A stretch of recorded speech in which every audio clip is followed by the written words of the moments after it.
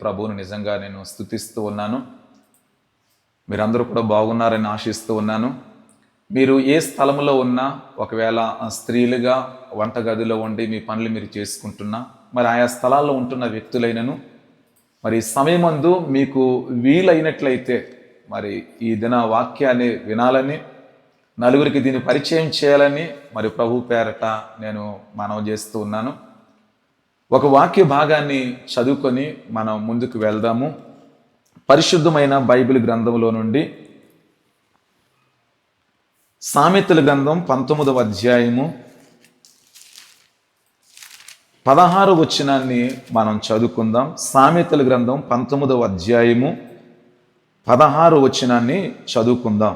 ఒకడి ఇచ్చు కానుక 19వ అధ్యాయం 16వ వచనం. ఆజ్ఞను గైకొనువాడు తన్ను కాపాడుకొనువాడు తన ప్రవర్తన విషయమై అజాగ్రత్తగా నుండివాడు చచ్చును. చిన్న ప్రార్థన చేద్దాం. సకల ఆశీర్వాదములకు కారణభూతుడవగు మా ప్రభువా, నీకు వందనాలు చెల్లిస్తున్నాం.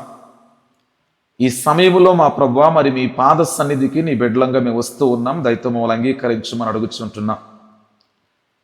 అయోగ్యుడునైనా నన్ను కూడా ఈ సమయంలో మీరు ఏర్పాటు చేసుకొని నీ పరిశుద్ధ లేఖనములో నుండి దేవా మరి కొన్ని మాటలు ధ్యానించడానికి, నీ ప్రజలైనటువంటి వారికి దేవా తెలియపరచడానికి నన్ను మీరు ఎన్నుకున్న విధానాన్ని బట్టి మిమ్మల్ని స్తుతిస్తూ ఉన్నాను.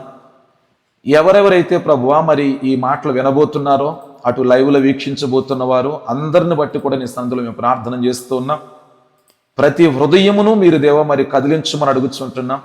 అందరి హృదయముల్లో మీరే కార్యం చేయమని అడుగుతుంటున్నా. ప్రభా, ఈ సమయంలో నన్ను దేవా మీరే ఎన్నుకొని మీ సన్నిధిలో మీ పరిశుద్ధాత్మ ద్వారా ఈ వాక్య భాగం అంతట్లో ఉండి నడిపించి సమస్త మహిమ ఘనత ప్రభావములు ఏదైనా ఈ వాక్యము ద్వారా మీరు ఒక్కరే పొందుకొని వింటున్న వారిని, వినబోతున్న మమ్మల్ని అందరినీ మీ దీవుల చేత నింపి నడిపిస్తారని నమ్ముతూ యేసు నామమున అడిగి వేడుకుంటున్నాం తండ్రి, ఆమేన్. మంచిదండి. నేను ఈరోజు యేసుక్రీస్తు ప్రభులు వారు చెప్పినటువంటి కొన్ని జాగ్రత్తలను గూర్చి నేను మీ మధ్యలో చెప్పాలని ఆశపడుతూ ఉన్నాను.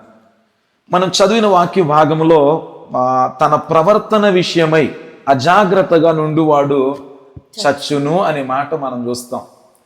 ఎవరైతే తమ ప్రవర్తన విషయంలో, తమ విషయంలో తాము కలిగి ఉన్నటువంటి ఆ స్థితిగతుల విషయంలో అజాగ్రత్తగా ఉంటారో వారు చచ్చును అనే మాటను మనం చూస్తాం. తల్లిదండ్రులుగా మనము ఏదైనా ఊరు వెళ్ళేటప్పుడు మన పిల్లలకు కొన్ని జాగ్రత్తలు చెప్పి వెళ్తాం. ఇంట్లో పెద్దలుగా ఉన్నటువంటి మనము, లేదా ఇంటి యజమానురాలుగా ఉన్నటువంటి వారు ఏదైనా ఊరు వెళ్ళేటప్పుడు ఆ బిడ్డల విషయంలో ఎలా నడవాలో, ఎక్కడ ఎలా ఉండాలో, ఎవరితో ఏ రీతిగా నడుచుకోవాలో మరి తగు జాగ్రత్తలు చెప్పేవారిగా ఉంటాం. అటు సేవకుడు కూడా సంఘం విషయంలో కూడా జాగ్రత్తలు, లేదా స్కూల్లో చదువుతున్న పిల్లల విషయం అవ్వచ్చు, మరి కాలేజీ చదువుతున్న బిడ్డల విషయం అవ్వచ్చు, అక్కడ టీచర్స్గా ఉన్నవారు కూడా ఎగ్జామ్స్ విషయంలో, వారి చదివే విషయంలో కొన్ని జాగ్రత్తలు చెబుతారు. ఎవరైతే జాగ్రత్తలు మరి విని వాటిని అంగీకరించి వాటిని అవలంబించుకొని నడుచుకుంటారో వారి జీవితంలో ఎలాంటి శ్రమలు గుండా వెళ్లకుండా జాగ్రత్త పడడానికి ఆస్కారం అవుతుంది. జాగ్రత్తలు చెప్పినప్పుడు పెడచెవిని పెట్టిన ఆ పరిస్థితుల్లో మరి కొన్నిసార్లు తగిన నష్టాలు కూడా మన జీవితాల్లో పొందుకోవలసిన పరిస్థితి వస్తుంది. సో ఈ సమయంలో యేసుక్రీస్తు ప్రభులు వారు కూడా ఈ భూమి మీద ఆయన జీవించిన కాలంలో తన ప్రజలైనటువంటి ఆనాటి కాలములో ఉన్న వ్యక్తులకును, ఆనాటి కాలములో ఉన్న వ్యక్తులకే కాకుండా ఆనాడు మొదలుకొని నేటి వరకు ఈ భూమి మీద ఆది మొదలుకొని అంతం వరకు ఉన్నటువంటి మానవ జాతికి అంతటికి అనేకమైన జాగ్రత్తలు ఆయన చెప్పడం జరిగింది. ఆ జాగ్రత్తలు విన్నవారు దీవెన పొందుకున్నారు. ఆ జాగ్రత్తలు విన్నవారు అనేకమైన మేలులు వారి జీవితాల్లో పొందుకున్నారు. అజాగ్రత్తగా ఉన్నవారు అనగా ప్రభువు చెప్పినటువంటి ఆ మాటలను పెడచెవిని పెట్టిన వారు మరి తగిన నష్టాన్ని కూడా వారి జీవితంలో అనుభవించారు. సో ఈ సమయంలో నేను మీ మధ్యలో యేసుక్రీస్తు ప్రభులు వారు తమ పిల్లలమైనటువంటి మనకు ఎలాంటి జాగ్రత్తలు చెప్పాడు, ఈ దుష్ట లోకంలో ఎలా ఉండాలని ఆయన కోరుకున్నాడు. ఈ లోకములో మనము ఏ రీతిగా జీవించాలి అని, లేదా మన సంఘములో ఎలాంటి జాగ్రత్తలు పాటించాలని, కుటుంబములో లేదా దైనందిన జీవిత ప్రయాణములో అటు చదువుతున్న పరిస్థితుల్లోనూ, జాబులు చేసుకుంటున్న వారు, పనులు చేసుకుంటున్న వారు, మరి గృహ నిర్వాహకత్వం జరిగిస్తున్నవారు, ఈ అన్ని రంగాలలో ఎలాంటి జాగ్రత్తలు కలిగి ఉండాలని యేసు ప్రభులు వారు సర్వ ప్రపంచానికి ఆయన తెలియజేశాడో, మరి ముఖ్యంగా క్రైస్తవ బిడ్డలైనటువంటి ప్రతి ఒక్కరికి, ప్రతి సంఘములో ఉన్న ప్రతి వ్యక్తికి ఆయన ఎలాంటి జాగ్రత్తలు తెలియజేశాడో ఈరోజు నేను కొన్నిటిని మీ మధ్యలోనికి తీసుకొని వస్తాను. పరిశుద్ధమైన బైబిల్ గ్రంథంలో నుంచి కొన్నిటిని ఈ సమయంలో మనం ధ్యానం చేసుకుందాం. యేసు ప్రభులు వారు చెప్పినటువంటి జాగ్రత్తల్లో మరి మొదటిది మార్కు సువార్త, నాతో కలిసి పరిశుద్ధమైన బైబిల్ గ్రంథంలో నుంచి మార్కు సువార్త 4వ అధ్యాయము 24వ వచనాన్ని మనం చదువుకుందాం. మరియు ఆయన అనగా యేసు ప్రభులు వారు మీరేమి వినుచున్నారో జాగ్రత్తగా చూచుకొనుడి అన్నాడు.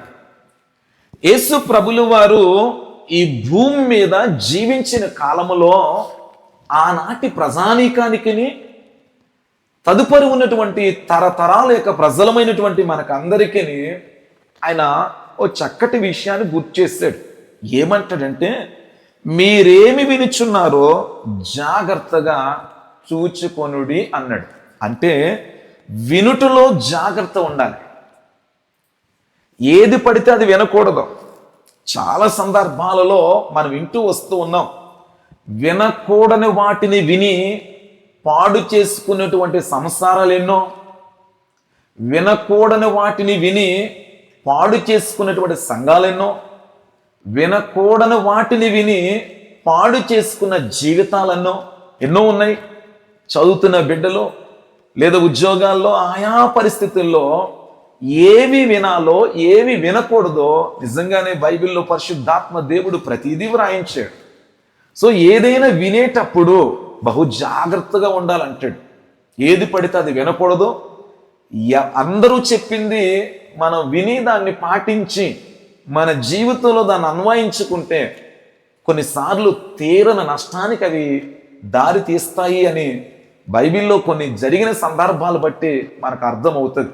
మీకు ఉదాహరణకు చిన్న విషయం చెబుతాను. ఆ రోజు మనకు బాగా తెలుసు, మొర్దెకై విషయంలో హామాన్ అన్నవాడు తన భార్య మాట విన్నాడు, తన స్నేహితులు మాట విన్నాడు. ఆ విని ఒక నీతిమంతుని జోలికి వెళ్ళాడు. తన చేతులారా తన జీవితాన్ని తాను నష్టపరుచుకున్నాడు. అర్ధంతరంగా తన బ్రతుకును తాను పాడు చేసుకున్నాడు. సో అందరూ చెప్పేది వినాలి కానీ కొన్నిటిని పాటించాలి అని ఒక ఇంగ్లీష్ సామెత ఉంది.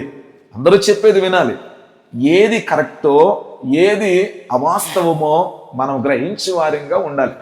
యేసు ప్రభులు వారు అంటాడు, మీరు వినేటప్పుడు జాగ్రత్తగా ఉండాలి, చాలా జాగ్రత్తను పాటించాలి. కొన్నిసార్లు మనం మందిరానికి వస్తాము కానీ వినుట్లో అజాగ్రత్తను కలిగిన వారంగా ఉంటాం. ఇలాగే పౌలు గారు ఒక చోట వాక్యాన్ని చెబుతూ ఉన్నాడు. వాక్యాన్ని చెబుతూ ఉంటుంటే చాలా మంది వచ్చారు. ఆ రోజు మరుసటి దినాన్ని ఆయన వేరే ఊరు ప్రయాణమే ఉంది, కొంచెం సుదీర్ఘంగా వాక్యాన్ని బోధిస్తూ ఉన్నాడు. ఈలోగా చాలా మంది వచ్చారు. అక్కడ ఒక యవనస్తుడు ఐతూక అన్నవాడు కూడా ఉన్నాడు. ఇతడు దేవుని వాక్యం వెలువడుతూ ఉన్నప్పుడు వినకుండా అజాగ్రత్తను పాటించి నిద్రావస్థలోనికి వెళ్ళి ఆ మేడపై నుంచి పడి తాను మరి మరణం పొందినట్లుగా బైబిల్ గ్రంథంలో మనం చూస్తున్నాం. చాలాసార్లు మన మందిరంలో కూడా ఏది వినాలో అది వినము, ఏది వినకూడదో అది వింటాం.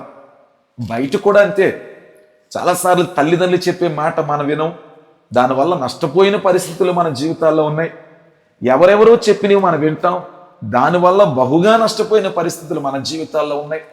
చదువుతున్నటువంటి బిడ్డల విషయంలో అయితే కొన్నిసార్లు టీచర్స్ చెప్పేది మనం వినం, సంఘములో మన స్థానిక సేవకుడు చెప్పే మాటలు మనం వినం, ఎవరెవరో చెప్పినవి మనం వింటాం. దానివల్ల చాలా నష్టము మన జీవితాల్లో ఎదుర్కొనేటువంటి పరిస్థితులు లోకంలో చాలా మంది జీవితాల్లో మనం చూస్తున్నాం. ఏదైనా తోటలో దేవుడు చెప్పిన మాట వినడం అనేసి అక్కడ ఉన్నటువంటి సర్పము రూపంలో వచ్చినటువంటి సాతానుడి మాట విని మరి బహు నష్టాన్ని తెచ్చుకున్న పరిస్థితులు బైబిల్ గ్రంథంలో మనం చూస్తున్నాం. సో వినుట విషయంలో చాలా జాగ్రత్తగా ఉండాలి. ఏది పడితే అది వినకూడదు, విన్నదాన్ని మనం అవలంబించకూడదు. దాన్ని పరీక్షించుకోవాలి, పరిశోధించుకోవాలి. మనము ఎప్పటికప్పుడే దాన్ని పరీక్షించి ఏది కరెక్టో ఏది అవాస్తవమో మనం తెలుసుకోవాలి. నాకు ఇలాంటి సేవకులు చెప్పిన ప్రతి మాట నమ్మకూడదు. చాలా మంది ఈ మధ్యకాలంలో మనం ఎక్కువ వింటుంటాం, అబద్ధ ప్రవచనాలు ఎక్కువైపోతున్నాయి. అది కూడా వారు కూడా బైబిల్ పట్టుకొని చెబుతారు, వారు కూడా ప్రార్థనాపూర్వకంగా చెప్పేవారుగా ఉంటారు. ఇలా విని నష్టపోయినటువంటి కుటుంబాలు ఎన్నో, ఇలా విని నష్టపోయినటువంటి జీవితాలు ఎన్నో. సో వినేటప్పుడు చాలా జాగ్రత్తగా ఉండాలి. ఒకవేళ సేవకులంగా వాక్యాన్ని బోధిస్తూ ఉన్నప్పుడు ఇక మా సేవకుడు ఏది చెప్పినా కరెక్ట్గా ఉంటుంది అనుకోడు, పొరపాటు అది. మా సేవకుడు ఇందులో బాగా చదువుకున్నాడు, లేదా మా సేవకురాలు మంచిగా విద్యవేత్త, సో వాళ్ళు ఏం చెప్పినా కరెక్ట్గా ఉంటుంది అనుకుంటే పొరపాటు. సో మనందరికీ బైబిల్ అంటూ ఒకటి ఉంది. వాళ్ళు చెప్పేటప్పుడు ఇలా ఉన్నాయా లేదన్నది మనం పరిశీలించుకోవాలి. సో వినుట విషయంలో చాలా జాగ్రత్తగా ఉండాలి. సో చాలాసార్లు మనిషి జీవితంలో ఇది చాలా పెద్ద పొరపాటు మన జీవితంలో మనం చేస్తుంటుంటాం. వినాలి, తప్పు లేదు. ఆ వినే విషయంలో చాలా జాగ్రత్తలు మనం పాటించాలి. బైబిల్ గ్రంథంలో ఓ సంఘం ఉంది. నాతో కలిసి పరిశుద్ధమైన బైబిల్ గ్రంథంలో నుంచి అపోస్తుల కార్యముల గ్రంథం 17వ అధ్యాయం తీస్తే అక్కడ బెరాయా అనే ఒక సంఘం మనకు కనబడుతుంది. అపోస్తుల కార్యముల గ్రంథము 17వ అధ్యాయము 10వ వచనం నుంచి చదువుకుందామా కొన్ని మాటలు. వెంటనే సహోదరులు రాత్రివేళ పౌలును షేలను బెరాయకు పంపించిరి. వారు వచ్చి యూదుల సమాజ మందిరములో ప్రవేశించిరి. వీరు తెస్సలోనికలో ఉన్నవారి కంటే గనులై ఉండిరి గనుక, వినండి మాటను, ఆసక్తితో వాక్యమును అంగీకరించి పౌలును శీలయును చెప్పిన సంగతులు అలాగున్నవో లేవో అని ప్రతి దినమును లేఖనములను పరిశోధించుచు వచ్చిరి. ఒకసారి ఈ మాటను మనం గమనిద్దాం. ఎవరైనా వచ్చి చెప్పినప్పుడు గుడ్డిగా నమ్మడానికి మనము ఉండే పరిస్థితులు చాలా దారుణమైనటువంటి కాలంలో ఉన్నాం. జాగ్రత్త కలిగి ఉందాం. ఆ పెద్ద పాస్టర్ గారు వచ్చారు, చెప్పారు అంటే ఆయన చెప్పిందంటే కరెక్టే ఉంటుంది. ఆ గొప్ప టీవీ స్పీకరు, లేదంటే ఆయన మీటింగ్ పెడితే లక్షల మంది హాజరవుతారు, అలాంటి వ్యక్తి చెప్పాడు. లేదా ఆమె మీటింగ్కి వస్తే వేల సంఖ్యలో హాజరవుతారు, ఇలాంటి పెద్ద వాళ్ళు చెప్పారంటే ఇది కరెక్ట్ అయి ఉంటుంది అని మనం గుడ్డిగా దేన్ని పడితే దాన్ని వినేసి నమ్మి జీవితాల్లో ఆధ్యాత్మికమైనటువంటి జీవితాలు పాడు చేసుకోకూడదు. ఆనాడు బైబిల్ గ్రంథంలో మనం చూస్తే పౌలును షీలను బెరాయికు వచ్చారంట. వచ్చి ఇలాగే సంఘములో వాక్యం చెబుతున్నారు. మనకులాగనే చాలా మంది సంఘంలో అక్కడ చేరుకొని ఉన్నారు. వాళ్ళందరూ చేరుకొని వాక్యాన్ని వింటున్నారు. పౌలు గారు వాక్యం చెబుతుంటుంటే వాళ్ళకి ఏమనిపించాలి? పౌలు చాలా తెలివైన వాడు, మహాజ్ఞాని. పౌలు బైబిల్లో ఏమంటాడు? విద్వాంసుడు అనే బాట బైబిల్లో మనం చూస్తాం. ది ఫిలాసఫర్ అనే పదం మనం చూస్తాం. అంటే విద్యలో ఆరితేరిన వాడు.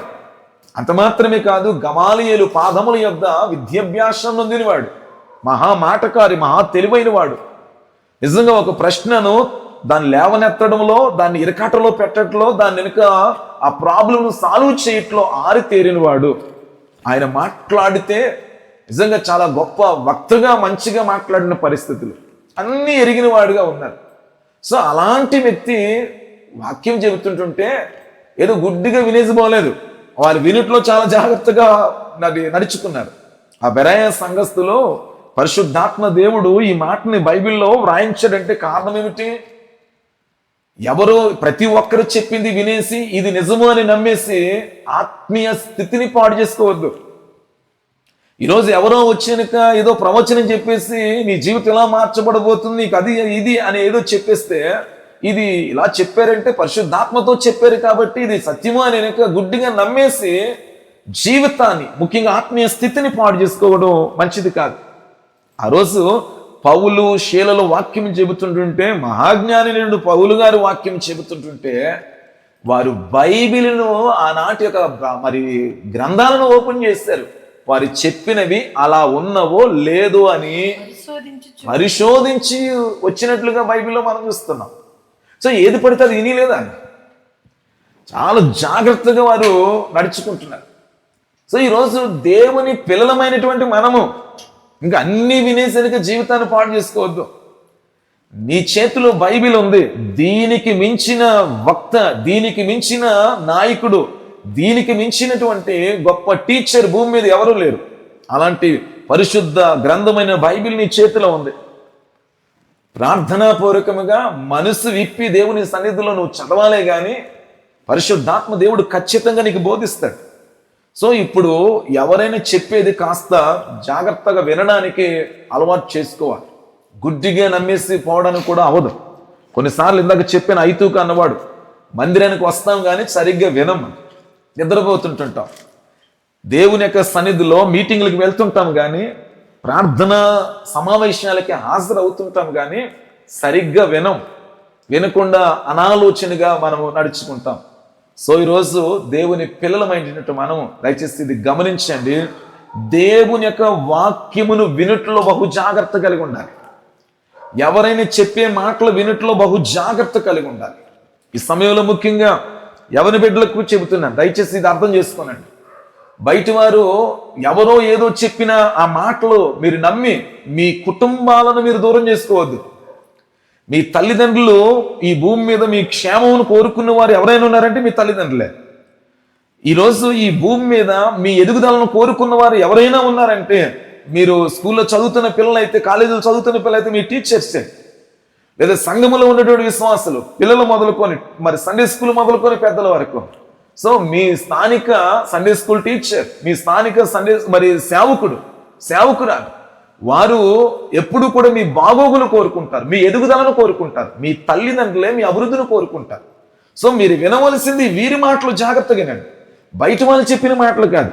బయట వాళ్ళు చెప్పిన మాటలని జీవితాలు నష్టపరుచుకోవద్దు. వారు అవసరం కొరకు ఏమైనా చెబుతారు. ఆ కొద్దిపాటి నీ నుండి వారికి లబ్ధి సమకూర్చబడ్డానికి ఏదైనా చెబుతారు. విని నీ కుటుంబాన్ని నువ్వు దూరం చేసుకోవద్దు, నువ్వు కలిగి ఉన్నటువంటి ఆత్మీయ స్థితిని నువ్వు దూరం చేసుకోవద్దు అని మనం చేస్తున్నాం. ఇలాంటి పరిస్థితులు ఎక్కువగా దాంపత్య జీవితంలో మనకు కనబడతాయి. భార్య భర్తలుగా ఉన్నవారు, వారు చెప్పింది వీరు చెప్పింది ఏది పడితే అది వినేస్తాం. ఇంట్లో వాళ్ళు చెప్పింది మనం వినం. అందరూ చెప్పిన మాటలు విని వాటిని నిజమైన నమ్మి అజాగ్రత్తగా వినుట్లో జాగ్రత్తను పాటించకపోవటం వలన ఎన్నో కుటుంబాలు ఈరోజు రోడ్డున పడిపోయి, ఎంతోమంది జీవితాలు ఈరోజు నష్టాలు గుండా వెళ్ళాయి. సో వినేటప్పుడు బహు జాగ్రత్తగా ఉండాలి. యేసు ప్రభులు వారు అదే చెప్పారు మార్కు 4:24లో, మీరేమి వినుచున్నారో ఏమంట ఆ వినుట్లో బహు జాగ్రత్త కలిగి ఉండండి అని బైబిల్ చెబుతుంది. కొన్నిసార్లు మనము దేవుని యొక్క సన్నిధిలో ఎలా ఉంటామంటే, యాకోబు పత్రికలు అంటాడు కదా ఒక చక్కటి మాట, 1వ అధ్యాయం యాకోబు పత్రిక, మీరు వినివారు మాత్రమై ఉండి దాన్ని గ్రహింపున వారిగా ఉండొద్దు అంటాడు. యాకోబు పత్రిక ఒకసారి బైబిల్ ఓపెన్ చేయండి, 1వ అధ్యాయం 22వ వచనం. మీరు వినువారు మాత్రమై ఉండి మిమ్మును మీరు మోసపుచ్చుకొనకుండా వాక్య ప్రకారము ప్రవర్తించి వారునై ఉండుడి అన్నాడు. సో దేవుని వాక్యం వినేటప్పుడు అజాగ్రత్తగా మనం ఉండకూడదనే మాటను గుర్తు చేశాను. సో కొన్నిసార్లు వింటాం కానీ దాన్ని పాటించాం. అమ్మ నాన్నల మాట కూడా విన్నట్టుగా ఉంటాం కానీ పాటించాం. ఇంటి యజమానుడు కానీ యజమానురాలు కానీ చెప్పినప్పుడు మాటలు విన్నట్టుగానే ఉంటాం కానీ దాన్ని పాటించాం. మన గురువులు, మన టీచర్స్ చెప్పే మాట విన్నట్టుగానే ఉంటాం, దాన్ని పాటించాం. ముఖ్యంగా క్రైస్తవ ఆధ్యాత్మిక జీవితంలో సేవకుడు గొంతెచించుకొని చెబుతాడు, సేవకురాలు గొంతెచించుకొని చెబుతారు. నీవు బాగుండాలని, నీ ఆత్మీయ స్థితి బాగుండాలని, నీ కుటుంబం బాగుండాలని, నీ స్థితి బాగుండాలని వారు తమ జీవితాల్లో పరిచర్య కొరకు త్యాగం చేసి వారు సుఖాలు మానుకొని, వారు గొంతుజించుకొని, ప్రార్థనాపూర్వకంగా తిండ్లు మానుకొని ఉపవాసములతో మీ మధ్యలో వాక్యాన్ని చెబుతారు. సో కొన్నిసార్లు మనం ఏం చేస్తామంటే ఏదో విన్నట్టుగా వింటాం కానీ దాని ప్రకారంగా మనం దాన్ని మన జీవితంలోనికి అన్వయింప చేసుకోలేం. సో ఈరోజు బైబిల్ చెప్పే మాట, మీరు వినివారు మాత్రమై ఉండి మిమ్ముని మీరు మోసపుచ్చుకొనకుండా వాక్య ప్రకారముగా ప్రవర్తించే వారినై ఉండండి. సో వినట్లో జాగ్రత్త ఉండాలి. ఆ వినే విషయాలు కూడా వినసంపుగా ఉండేవి, ఆత్మీయ స్థితికి మేలు చేసేవి, మన యొక్క దైనందిన జీవితంలో మనం నడుచుకుంటున్నటువంటి ఈ బ్రతుకుల్లో మన భవిష్యత్తుకు ఉపయోగకరంగా ఉండేవే వినాలి. ఆ విన్న వాటిని మన జీవితంలో అప్లై చేసుకోవాలి, అన్వయించుకోవాలి. వాటి ప్రకారంగా మనం జీవించే వారిగా ఉండాలి. సో యేసయ్య చెప్పిన మాట వినే విషయంలో జాగ్రత్త కలిగి ఉండాలి అన్నాడు. సో ఈరోజు ఎంతమంది వినుట్లో మనం జాగ్రత్త కలిగి ఉంటున్నామో ఒకసారి మనముగా ఆలోచన చేసుకోవలసిందిగా ప్రభు పేరట మనం చేస్తున్నాం. యేసయ్య చెప్పిన మరొక మాట ఏమిటంటే మార్కు సువార్త 13వ అధ్యాయం, పరిశుద్ధమైన బైబిల్ గ్రంథములో నుంచి ఒక్కసారి బైబిల్ ఓపెన్ చేద్దాం. మార్కు సువార్త 13వ అధ్యాయం. సో ఇలా రాశాడు 33వ వచనములో, జాగ్రత్త పడుడి, మెలకువగా నుండి ప్రార్థన చేయుడి, ఆ కాలం ఎప్పుడొచ్చినో మీకు తెలియదు. ఒక్కసారి జాగ్రత్తగా విందాం ఈ మాటని. రెండవది యేసు ప్రభులు వారు చెప్పిన మాట ఏమిటంటే ఏ విషయంలో జాగ్రత్త పడమంటాడు? ఏ విషయంలో అండి? ప్రార్థన చేయుట ఈ విషయంలో జాగ్రత్తగా ఉండండి అంటాడు. జాగ్రత్త పడుడి, మెలకువగా నుండి ప్రార్థన చేయుడి అంటే మెలకువగా నుండి ప్రార్థన చేయుట విషయంలో జాగ్రత్త కలిగి ఉండండి అన్నాడు. ఈరోజు క్రైస్తవ సంఘాలలో అత్యంత ప్రధానమైన లోపము ఏదైనా కనబడుతుంది అంటే ప్రార్థన. మెలకువగా ఉండి ప్రార్థన చేయట్లో జాగ్రత్త కలిగి ఉండండి అన్నాడు. దేవుని పిల్లలమైనటువంటి మనము జాగ్రత్త, ఈ మాటను గమనించాలి. ప్రార్థన విషయంలో జాగ్రత్త కలిగి ఉండాలి. ఈరోజు చాలా నిర్లక్ష్య ధోరణితో మనం ఉంటున్నాం. అస్సలు ప్రార్థన అంటే ఈరోజు ఒక విలువ లేనిదిగా మనం తీసి పడేస్తాం.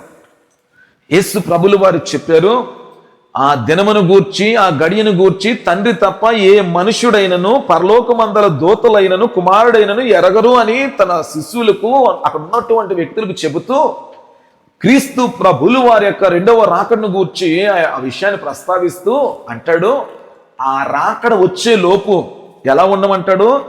జాగ్రత్త పడండి. ఏ విషయంలో జాగ్రత్త పడమంటాడు? మెలకువ కలిగి ప్రార్థన చేయటం విషయంలో జాగ్రత్త కలిగి ఉండాలి. చెప్పాను కదండి, ఈరోజు సేవకులలో ఇది ప్రధానమైన లోపం. సేవకురాండ్లలో ఈరోజు పరిచారకుల్లో సంఘములో ఉన్నటువంటి మరి బాధ్యత కలిగినటువంటి సహోదర సహోదరులలో ఇది ప్రధానమైనటువంటి లోపం. క్రైస్తవ సంఘాల్లో ఉన్నటువంటి పెద్దల్లో అవ్వచ్చు, యవన భాగములో అవ్వచ్చు, ఏ వ్యవస్థలో మనం చూసుకున్నా కూడా ఈ ప్రార్థన విషయములో జాగ్రత్త కలిగి మెలకువ కలిగి ప్రార్థన చేయలేని పరిస్థితులు మనకు కనబడతాయి. యేసు ప్రభులు వారు చాలా స్పష్టంగా చెప్పిన మాట, మెలకువగా నుండి ప్రార్థన చేసే విషయంలో జాగ్రత్త కలిగి ఉండండి అన్నాడు. ఎంతమంది ఈరోజు ప్రార్థన విషయంలో జాగ్రత్త కలిగిన వారిగా ఉంటున్నాం? నా ప్రియమైనటువంటి దేవుని పిల్లలారా, ప్రార్థన విషయంలో గనక అజాగ్రత్తను కలిగిన వ్యక్తిగానే ఉంటే ఖచ్చితంగా మీతో చెబుతున్నాను, తీరని నష్టమును మన జీవితాల్లో తెచ్చుకుంటాం. చాలాసార్లు నేను చెప్పే పదం ఏంటంటే, ప్రార్థన అంటే నర పరమాత్ముల సంగమ స్థలం. అది నరుడును పరమాత్ముడును కలుసుకునే అతి పరిశుద్ధమైన, అమూల్యమైన, అత్యంత విలువైన స్థలము ప్రార్థన. అలాంటి యొక్క అద్భుతమైనటువంటి, అమూల్యమైనటువంటి ఆ ప్రార్థన విషయంలో అజాగ్రత్త కలిగి ఉంటే, దేవుని యొక్క వాక్యమును బట్టి నేను మీకు చెప్పే మాట ఏంటంటే, ఖచ్చితంగా దీనికి సంబంధించినటువంటి భారీ మూల్యం మన జీవితంలో చెల్లించుకోవాలి. చాలాసార్లు పాటలు పాడడానికి మనం ముందుకు వస్తాం, వాక్యము చెప్పడానికి గంటల తరబడి రమ్మన్నా మనం ముందుకు వస్తాం, లేదా దేనికైనా కూడా ఏ మాటలు మాట్లాడడానికైనా ముందుకు వస్తాం. ఓ గంట ప్రార్థన చేసుకుందామంటే రాని యొక్క దౌర్భాగ్యపు స్థితిని ఈరోజు మనం కలిగి ఉంటున్నాం. ప్రియమైనటువంటి దేవుని పిల్లలైనటువంటి ప్రతి ఒక్కరూ కూడా గ్రహించవలసిన విషయం, దయచేసి అర్థం చేసుకోనండి, ప్రార్థన విషయంలో అజాగ్రత్త కలిగిన వారంగా ఉండొద్దు. ఓ రోజున సమూయేలు ప్రవక్త అంటాడు, మొదటి సమూయేలు గ్రంథం 12వ అధ్యాయం, ఒక్కసారి బైబిల్లో మాట చదువుతారా? 23వ వచనం. మొదటి సమూయేలు గ్రంథం 12వ అధ్యాయము 23వ వచనంలో, నా మట్టుకు నేను మీ నిమిత్తము ప్రార్థన చేయుట మానుట వలన యెహోవాకు విరోధముగా పాపము చేసిన వాడు నగుదును, అది నాకు దూరం మగునుగాక. ఒక్క నిమిషం ఆగండి. ఇక్కడ దైవజనుడైనటువంటి సమూయేలు ప్రవక్త అంటాడు, ఒకవేళ నేను మీ గురించి గనక ప్రార్థన చెయ్యకపోతే అది ఎవరి దృష్టికి పాపం అంట? దేవుని యొక్క దృష్టికి పాపము చేసిన వాడు నగుదును. నా మట్టుకు నేను మీ నిమిత్తం ప్రార్థన చేయటం మానుట వలన యెహోవాకు విరోధముగా పాపము చేసిన వాడు నగుదును అంటాడు. ఆయనకేం వచ్చింది అవసరం?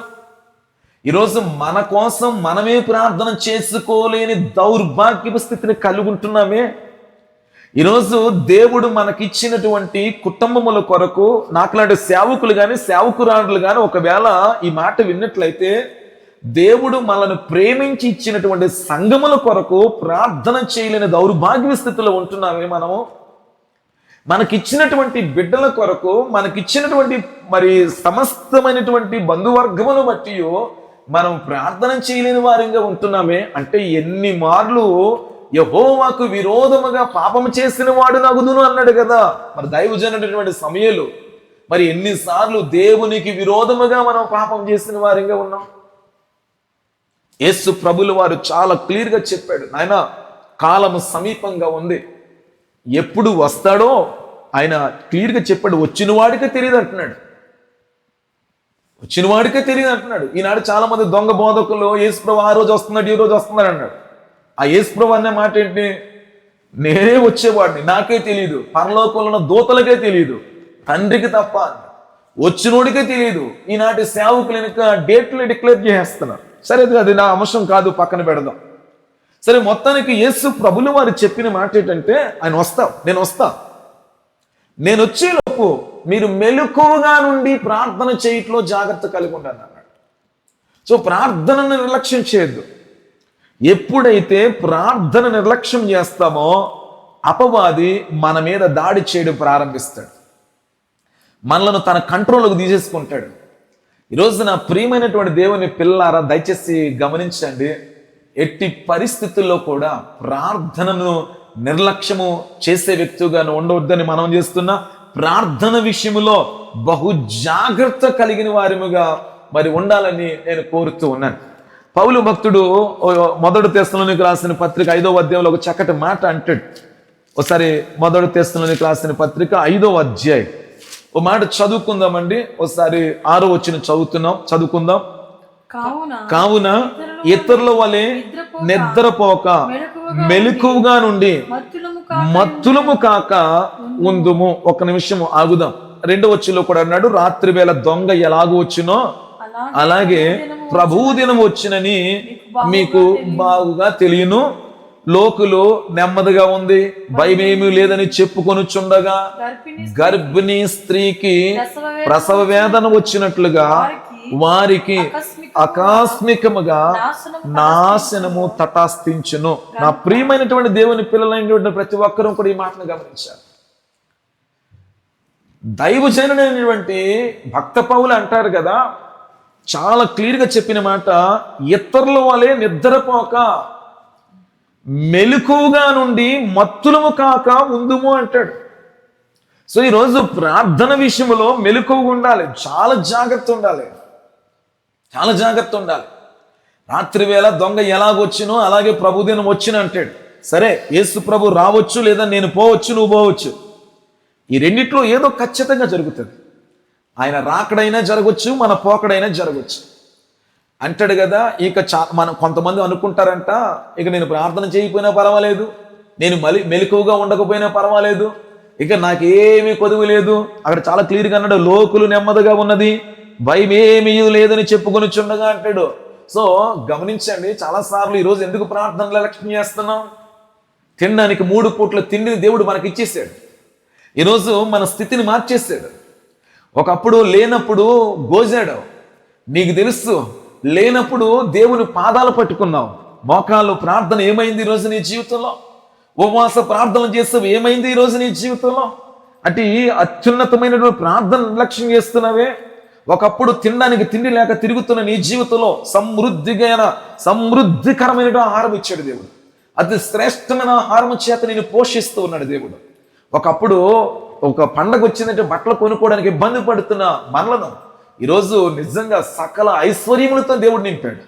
ఎక్కడెక్కడో మనం ఉండేవారు, నిజంగా సరైన నివాసాలు లేక ఇబ్బందులు పడ్డాం. ఎండకు ఎండిన రోజులు ఉన్నాయి. ఏమైనా వర్షాలకు లేదా గాలులకు ఇబ్బందులు పడిన పరిస్థితుల్లో నా జీవితంలో ఉన్నాయి. మేబీ మీ జీవితంలో కూడా ఉండొచ్చు.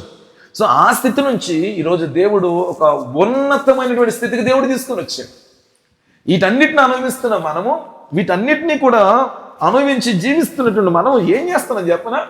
ఇక నాకేమీ టెన్షన్ లేదు, హ్యాపీ, నాకు ఉండవలసిన స్థితి అంతా బాగానే ఉంది, నా బిడ్డలు నా కళ్ళ ముందే ఉన్నారు, నా భర్త, నా భార్య, నాకున్న కుటుంబము నా కళ్ళ ముందే ఉన్నారు, నాకు ఏ పూట కావాల్సిన ఆ పూట వచ్చింది, లేదా కొన్ని ఏళ్లకు సరిపోయినటువంటి ఆస్తి ఈరోజు నా బ్యాంక్ బ్యాలెన్స్లో ఉంది, లేదా నేను కొనుక్కున్నటువంటి స్థలాల్లో, కట్టుకున్న ఇంట్లో, కొనుక్కున్న పొలాల్లో నాకు కావలసినటువంటి ధనము సమకూర్చబడింది, నాకు ఏ టెన్షన్ లేదు, ప్రార్థన చేయవలసిన అవసరం లేదు, ప్రభువులో మనం బాధ్యత కలిగి భక్తి కలిగి ఉండవలసిన అవసరం లేదు అనుకుంటున్న వారితో ప్రభు చెబుతున్న మాట ఆకస్మికంగా నాశనం తటస్థించినట్టు. కాబట్టి ఈ సమయంలో మనం గ్రహించవలసిన 6వ వచన ప్రకారంగా మత్తులుగా ఉండొద్దు. ప్రార్థన చేయట్లో అనగా మెలకువ కలిగి ప్రార్థన చేయట్లో జాగ్రత్త కలిగి ఉండాలి. నీకు తెలుసు, ప్రార్థన నిర్లక్ష్యం చేస్తానని బయటికి మేకపోతు గంభీరను ప్రదర్శిస్తున్నావు తప్ప సంఘములో ఓ సేవకునిగా అవ్వచ్చు, సంఘములో ఓ సేవకురాలుగానైనా అవ్వచ్చు, పెద్దలుగానో బాధ్యత కలిగిన వ్యక్తులుగానో నువ్వు మేకపోతు గంభీరమును ప్రదర్శిస్తున్నావు తప్ప నీ గదిలో ప్రార్థన అన్నది లేదన్న సంగతి నీకు తెలుసు. నువ్వు అనుకుంటున్నావు ఎవడో చూచట్లేదు అనుకుంటున్నావు. నేను ఇంకా నేను ప్రార్థన చేసుకోకపోయినా బయటికి నేను 4 మంచి భక్తికరమైన మాటలు మాట్లాడేసాను, అంత బాగుంది అనుకుంటున్నావు. కానీ ఓ రోజు వస్తుంది, ఆ రోజు నేను ఇంకా కుప్పకూలిపోతావు. నువ్వు చిన్న మాట చదువుతావు చూడండి, చిన్న మాట. లూకాసు సువార్త 21వ అధ్యాయము, లూకాసు సువార్త 21వ అధ్యాయం పరిశుద్ధమైన బైబిల్ గ్రంథంలో నుంచి ఓ మాట మీకు చదువుతున్నాను. 34వ వచనం. మీ హృదయములో ఒకవేళ తిండి వలనను మత్తు వలనను ఐహిక విచారం వలనను మందముగా ఉన్నందున ఆ దినము అకస్మాత్తుగా మీ మీదకి ఉరి వచ్చినట్లు రాకుండా వినండి మాటను, మీ విషయమై మీరు జాగ్రత్తగా ఉండు.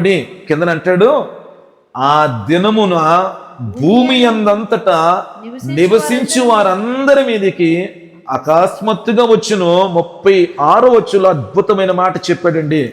కాబట్టి మీరు జరగబోవు వీటి నెలను తప్పించుకొని మనిషి కుమారుని ఎదుట నిలవబడుటకు శక్తి గలవారగినట్లు ఎల్లప్పుడూ ప్రార్థన చేయుచు మెలకువగా ఉండడని చెప్పాడు. ఏ విషయంలో మెలకువ కలిగి ఉండమంటాడు? ప్రార్థన చేయట్లో మెలకువ కలిగి ఉండండి అన్నాడు. ఇందాక మనం అదే చదువుకున్న మార్కు సువార్తలో జాగ్రత్త పడుడి, ఆ కింద అన్నాడు మెలకువగా నుండి ప్రార్థన చేయుడి అన్నాడు. నా ప్రియమైనటువంటి దేవుని బిడ్డలారా, బహు జాగ్రత్త అండి. ఎందును బట్టి ఈరోజు నువ్వు ప్రార్థన నిర్లక్ష్యం చేస్తున్నావు? ప్రార్థన కంటే సుఖమును ఎక్కువ ప్రేమిస్తున్నావా? ప్రార్థన కంటే నిద్రను ఎక్కువ ప్రేమిస్తున్నావా? ప్రార్థన కంటే తిండిని ఎక్కువ ప్రేమిస్తున్నావా? ప్రార్థన కంటే ఇతరులతో సంభాషణ ఎక్కువ ప్రేమిస్తున్నావా? ప్రార్థన కంటే ఈరోజు నీ ఫోనులో ఉన్నటువంటి ఆ పరిస్థితులు ఎక్కువైపోయా?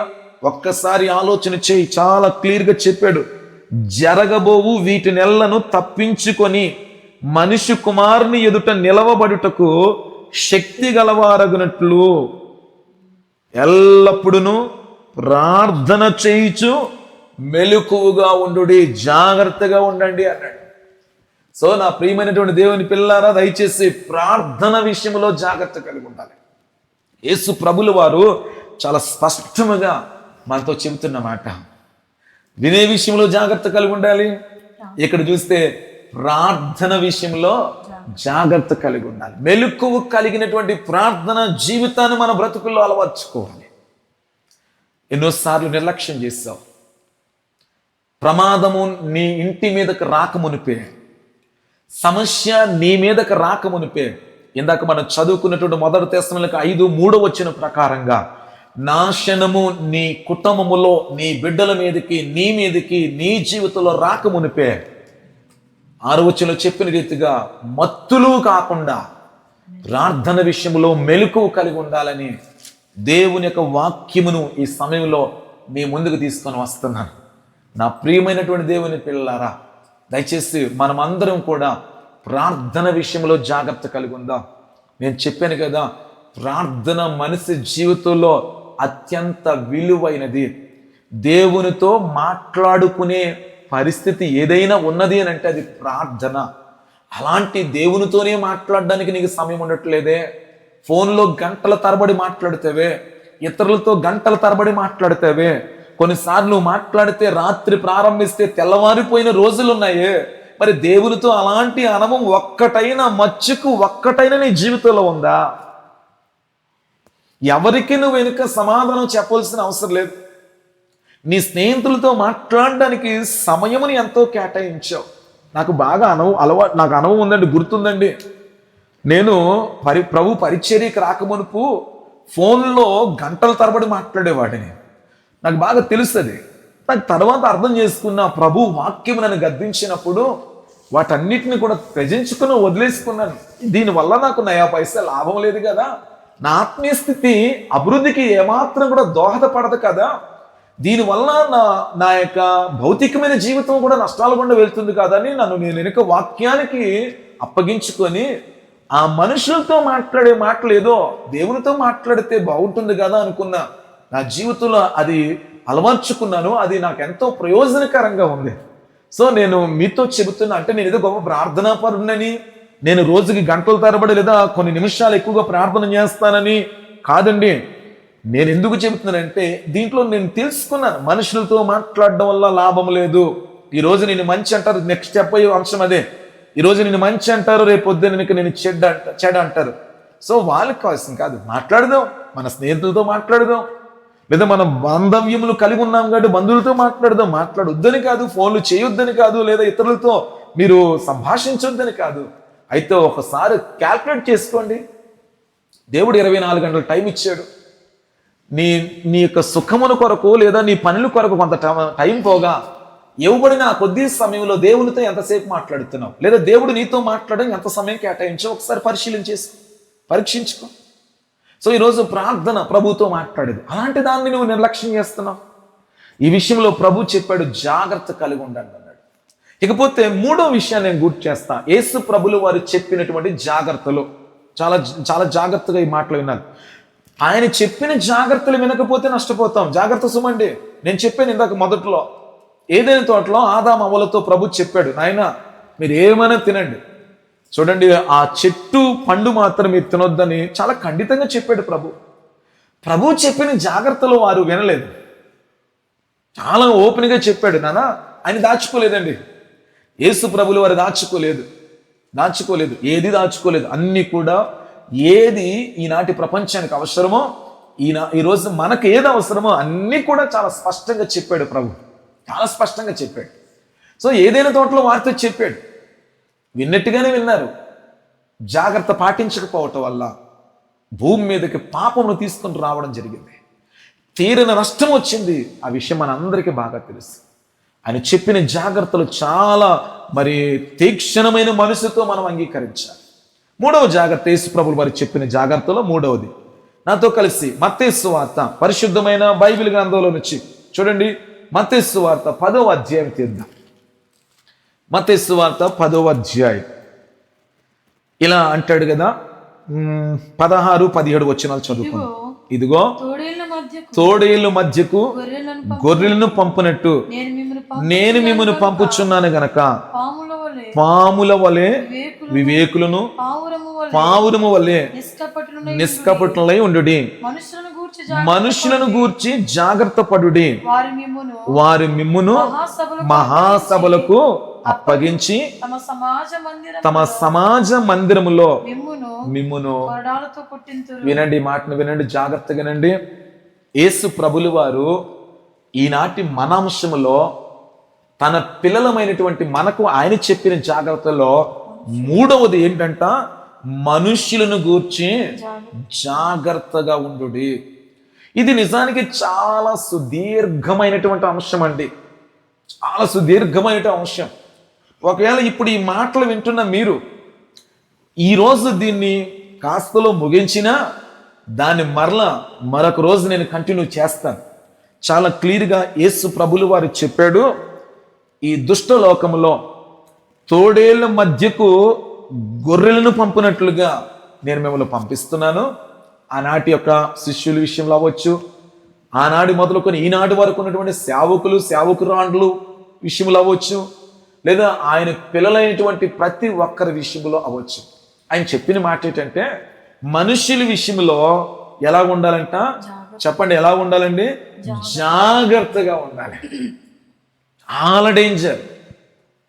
నేను సంఘములో దీని మీద సుదీర్ఘంగా చెప్పిన పరిస్థితులు. సొసైటీలో 2 రకాల మనుషులు ఉంటారు. ఒకరు మంచివారు, రెండవది చెడ్డవారు. చెడ్డవారిలో కూడా మంచివారు ఉన్నటువంటి పరిస్థితులు బైబిల్ గ్రంథంలో మనం చూస్తాం. అలాగని మంచివారిలో కూడా చెడ్డవారు ఉన్న సందర్భాలు బైబిల్ గ్రంథంలోనే కనబడతాయి. అలాగే లోకంలో లేవంటే లోకంలో కూడా ఉన్నాయి. సో ఈరోజు దయచేసి ఈరోజు మీకు చెప్పే మాట ఏంటంటే, ఈనాటి మనుషులు ఎలాంటి వారు చెప్పనా, అవసరము ఉన్నప్పుడు ఒకలా మాట్లాడతారు, అవసరము తీరిపోయిన తర్వాత మరొకలాగా మాట్లాడతారు. ఎలాంటి వారంటే వీపు గిల్లి ఊయాల ఊపుతారు, కనబడదు మనకు. ఓ రోజున ఓ తల్లి తన బిడ్డను ఒక ఊయాల్లో పెట్టింది. ఊయాల్లో పెట్టి ఆ ఉయ్యాలు ఊపుతూ ఈలోగా చిన్న పని నిమిత్తం బయటికి వెనక వెళ్తూ అక్కడే ఉన్నటువంటి ఒక బిడ్డకి వెనక అప్పగించింది. నాయన మరి చంటి బిడ్డ మరి ఊయల్లో ఉంది, కాస్త ఊపు నాన్న, ఏడుస్తూ ఉంది, జాగ్రత్తగా ఊపు అంటే ఆమె పనిలో ఉంది. ఆమె బయట వంట పనిలో ఏదో పనిలో ఉంది, ఊపుతూ ఉన్నాడు. ఎంత ఊపినా ఏడిచేస్తుంది. ఆమెకు అర్థం కాలేదు. మధ్యలో వచ్చింది, మళ్ళీ పాలు పెట్టింది, మళ్ళీ వెళ్ళింది, ఆకలితో ఏడుస్తుంది అనుకొని మరలా ఇంకా గుక్క పెట్టి ఆ చంటి బిడ్డ ఏడుస్తూ ఉంది. ఆమెకు అర్థం కాలేదు. ఉయ్యాల నుంచి ఒకసారి ఓపెన్ చేసి తీసింది, ఏమైనా చీమ కానీ కుట్టిందా, ఏమైనా పురుగు కానీ ఏమైనా కుట్టిందా అని వెనక చూసింది. అంతా బాగానే ఉంది, ఎందుకు ఏడుస్తుందో అర్థం కాలేదు. మరలా అన్నది, నాన్న మళ్ళీ కొంచెం తన ఒళ్ళో తీసుకున్నప్పుడు వెనక ఆగుతుంది ఆ బిడ్డ. మళ్ళీ ఉయ్యాల్లో వేసి అలాగే తన పని చేసుకుంటుంటే ఏడవడం ప్రారంభిస్తుంది. ఏంటా అని వెనుక ఆ తల్లి ఆ పనిలో ఉన్నట్టుగా ఉండి వెనుక పరిశీలించినప్పుడు ఈ వ్యక్తి ఎవరైతే ఉన్నారో కింద నుంచి వెనుక గిల్లుతున్నారు, పైనుంచి వెనుక ఊయాల ఊపుతున్నారు. సో ఈరోజు మనుషులు అలాంటి వారు, మనకు మేలు చేస్తున్నట్టుగా కనబడతారు, కింద నుంచి కీడును తలపెడతారు. జాగ్రత్త. యేసయ్య చాలా క్లియర్గా చెప్పాడు ఈ మాటను. మనకు మేలు చేస్తున్నట్టుగా అనిపిస్తారు. జనాలు చూస్తే ఏముందనుకుంటారో, ఉయ్యాలు ఊపుతున్నాడు అనుకుంటారు, కానీ కింద నుంచి గిల్లే విషయం అర్థం కాదు. సో చాలాసార్లు ఇలాంటి మనుషులు మన మధ్యలో తారశలుతూ ఉంటారు. అట్టి వారి విషయంలో బహు జాగ్రత్త కలిగి ఉండాలి, చాలా జాగ్రత్త కలిగి ఉండాలి. ఓ రోజున మీకు చెబుతా ఎందుకు మనుషుల విషయంలో జాగ్రత్త కలిగి ఉండాలంటే, దానియేలు గ్రంథంలో ఓ చక్కటి సందర్భం మనకు బాగుగా తెలిసిన సందర్భం. చూడండి, దానియేలు గ్రంథం 6వ అధ్యాయం.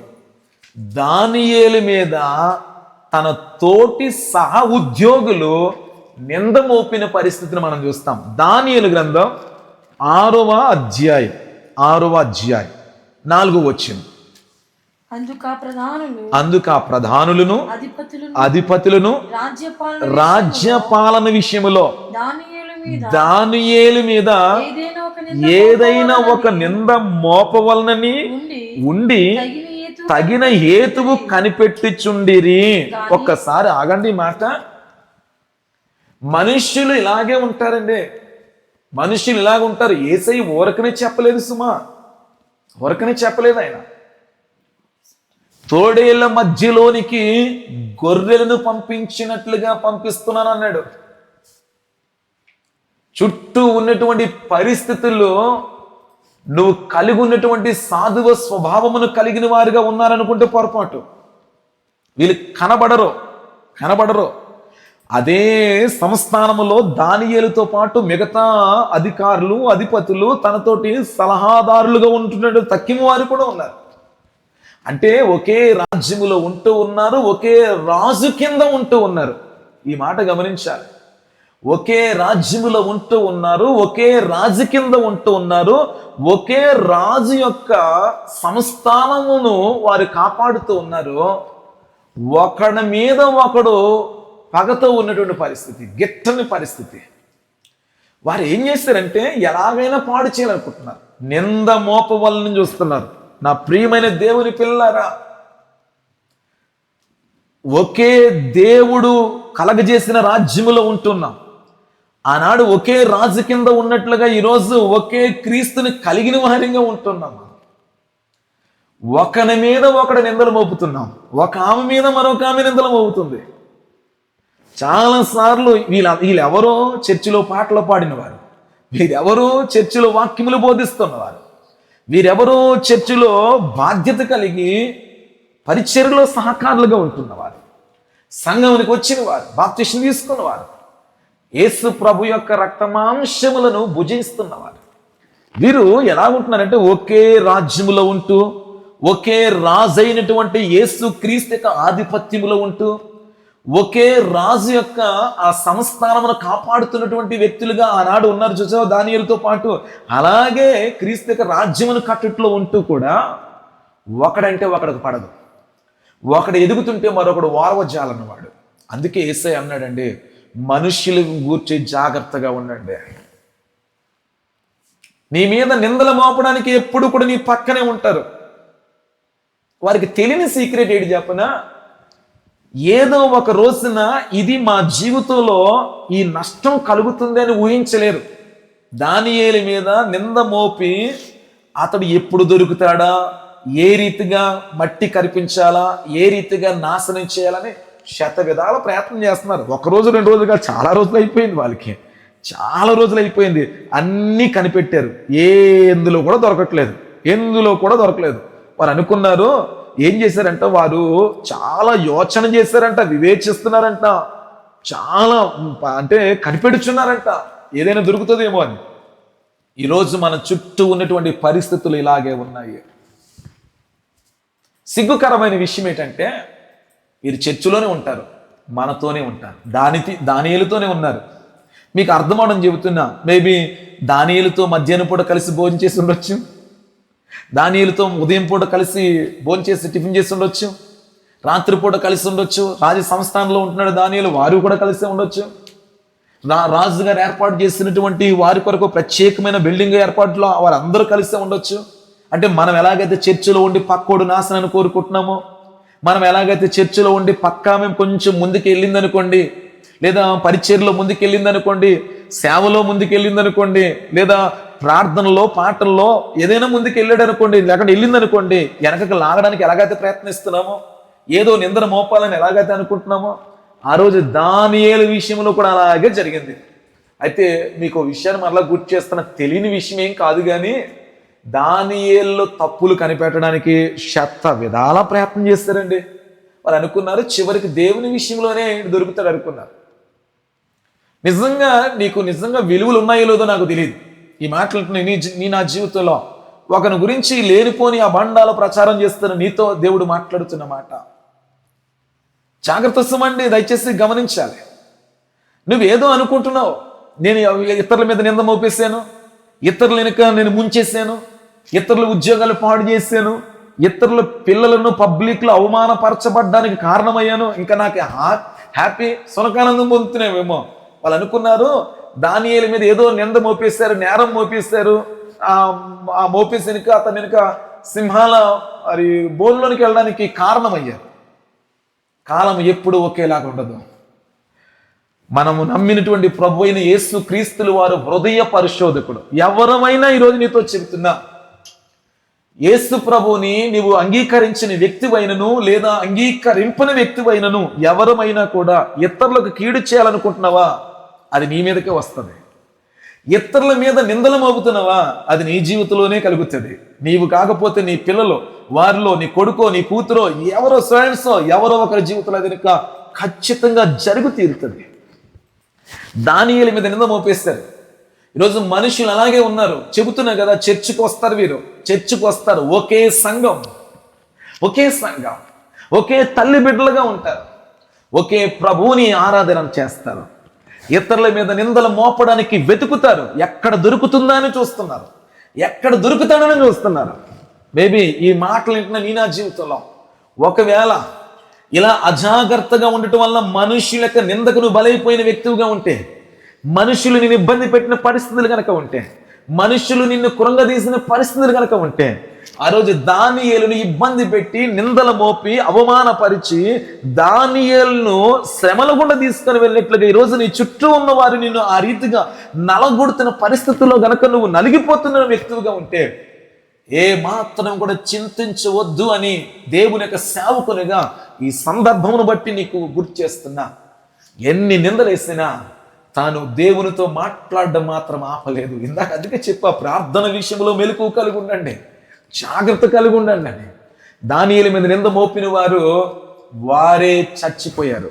చాలా క్లియర్గా అదే 6వ అధ్యాయంలో చాలా క్లియర్గా బైబిల్లో మనం చూస్తాం. ఏంటంట 24 వచనం, రాజు ఆజ్ఞేయగా దానియేలు మీద నింద మోపిన ఆ మనుషులను వారి తోడుకొని వచ్చి సింహముల గృహంలో పడద్రోసిరి, వారిని వారి కుమారులను వారి భార్యలను కూడా. నా ప్రియమైనటువంటి దేవుని పిల్లలారా, దయచేసి అర్థం చేసుకోనండి. మనస్ఫూర్తిగా ఒక సేవకునిగా నేను నిన్ను ప్రేమించి మాట చెబుతున్నాను. వద్దండి, ఎవరికి కీడు చేయొద్దు, ఎవరికి కీడు చేయొద్దు, ఎవరిని నాశనం చేయడానికి నువ్వు ప్రయత్నించొద్దు. నువ్వు అనుకుంటున్నావు ఎవరి కొరకు గొంతు తీస్తాను అనుకుంటున్నావు. నీకు తెలియని విషయం ఏంటంటే ఆ గొంతులో నువ్వు పడబోతున్నావు అన్న విషయం నీకు అర్థం కాలేదు. ఆయన అనుకున్నాడు, హామాన్ అన్నవాడు బైబిల్లో హామాన్ అన్నవాడు ఉన్నాడు. క్రైస్తవులు ఎవరైనా కాకుండా ఇతరులు కనుక దీన్ని వీక్షించినట్లయితే గమనించండి, తను అనుకున్నాడు ఉరికొయ్యని నేను తయారు చేస్తున్నాను అనుకున్నాడు, వేరే వాని కొరకు తయారు చేస్తున్నాను అనుకున్నాడు. కానీ అది తన మీదకే వస్తుందని ఊహించలేదు. వీరు అనుకున్నారు సింహాల బోనులోనికి దానియేలుని పంపిస్తున్నాం అనుకున్నారు. ఇక్కడ చిన్న విషయం గుర్తు చేస్తా. ఇతరులకు కీడు తలపెడుతున్న నీతో మాట్లాడుతున్నాడు దేవుడు. ఇతరుల మీద నిందలు మోపుతున్న నీతో మాట్లాడుతున్నాడు దేవుడు. ఇతరులు పాడైపోతే సంతోషించాలని చూసావా, నీతో మాట్లాడుతున్నాడు దేవుడు. ఇతరుల యొక్క నాశనము కొరకు ఉవ్విర్లు ఊరుతున్నావు చూసావా, నీతో దేవుడు మాట్లాడుతున్నాడు. దేవుని బిడ్డలారా, ఒక స్త్రీవైనా పురుషుడివైనా నీకు ఒక విషయం గుర్తు చేస్తా. ఆ రోజు అక్కడ తప్పు చేసింది పురుషులు మాత్రమే, పిల్లలకి ఇందులో ప్రమేయం లేదు, తమ ఇంటను ఉన్నటువంటి భార్యలు కూడా ఇందులో ప్రమేయం లేదు. కానీ విచిత్రమేడు చెప్తా చూడండి. రాజు ఆజ్ఞిస్తే వారి కుమారులు, వారి కుమార్తెలు, వారి భార్యలు, ఒక భార్యగా నువ్వు తప్పు చేస్తే ఇతరుల మీద నింద మోపుతున్నావు, ఇతరుల వెనుక అపహాసిస్తున్నావు, ఇతరులు ఇబ్బంది పెడుతున్నావు, ఇతరులను ఏడిపిస్తున్నావు. నీవు ఇంట్లో ఉన్న ఒక భార్యగా ఈ పొరపాటు చేస్తే నీ భర్త, నీ పిల్లలు, ఒకవేళ నీ వెనుక వయసు పైబడిన వ్యక్తి అయితే నీ మనవళ్ళ మనరాల్లో శ్రమల గుండా వెళ్ళడానికి కారణమవుతున్నావు. నా ప్రియమైనటువంటి దేవుని బిడ్డలో అయినటువంటి మనం అందరం కూడా గమనించాం. ఎందుకంటే మనకు అనవసరం, మన గురించి మనమే ఆలోచన చేద్దాం. ఎన్నోసార్లు నేను చెప్పే మాట, నేను బాగుండొచ్చు, నా భార్య బాగుండకపోవచ్చునేమో, నా భార్య మంచి పరిశుద్ధరాలే ఉండొచ్చు, నేను వెనుక పరిశుద్ధంగా ఉండకపోవచ్చునేమో, లేదా నేను వెనుక పొరపాటు చేయొచ్చేమో, మేమిద్దరం బాగుండొచ్చు, నా కొడుకు తప్పు చేయవచ్చేమో, లేదా నా కొడుకు కూడా బాగొచ్చు, నా కూతురు తప్పు చేయవచ్చునేమో. సో ఎవరిని ఎవరు కనిపెట్టగలిగాం, ఎవరిని చూడగలం. సో ఈ సమయంలో నేను మీకు చెప్పే విషయం ఏంటంటే, దయచేసి ఎవరి విషయంలో కూడా జోక్యం చేసుకోవద్దు, ఎవరికి కూడా కీడు తలపెట్టొద్దు, ఎవరిని నాశనం చేయాలన్న ఆలోచన, తలంపు, ఉద్దేశం నువ్వు కలిగి ఉండొద్దు. దానియేలు మీద నింద మోపాలని చూచిన వారు నాశనం అయ్యారు. వారి మాత్రమే కాదు, వారి బిడ్డలు, భార్యలు నాశనం అయ్యారు. దేవుని బిడ్డ, నిన్ను బట్టి నీ కుటుంబం వెనుక శ్రమలు గుండా వెళ్తుందా? నిన్ను బట్టి నీ కుటుంబం, నీ పిల్లలు వెనుక ఇబ్బందులు గుండా వెళ్తున్నారా? ఒక్కసారి ఆలోచన చేయాలని ప్రభు పేరట నేను మీకు మనం చేస్తున్నా. దయచేసి ఈ విషయంలో ఎవరికి కూడా కీడు చేయడానికి నువ్వు ప్రయత్నించొద్దు, ఎవరికి నష్టము తేవడానికి నువ్వు ప్రయత్నించొద్దు. ఒకవేళ మీలో ఎవరైనా దానియేలు వల్ల నిందలు భరిస్తున్నారా? దానియేలు వల్ల అవమానాలు గుండా వెళ్తున్నారా? దానియేలు వల్ల ఈరోజు శ్రమలు గుండా వెళ్తున్నారా? ఇతరులు నీతో కలిసి తిన్నవారే, నీ ఇంట్లో ఉన్నవారే, నీ సహోదరుడే, నీ సహోదరియే నీ గురించి చెడ్డగా ప్రచారం చేస్తున్నారా? నీ గురించి చెడుగా ఇతరులకు ప్రచారం చేసేవారుగా ఉంటున్నారా? నువ్వేమాత్రం కూడా చింతించొద్దు. నీ స్థితి గొప్పదవ్వబోతుంది. వారి చేజేతులారా వారి స్థితిని తమ్మును తామే తగ్గించుకుంటున్నారు. ఇది ఖచ్చితం. సో ఈరోజు ఈ మాటలు వింటున్న నా జీవితంలో, దానియేలు జీవితంలో జరిగింది. ఈరోజు ప్రతి ఒక్కరి జీవితంలో అది జరిగి తీరుతుంది అని నేను మనం చేస్తున్నా. మనుషుల విషయంలో జాగ్రత్త అండి.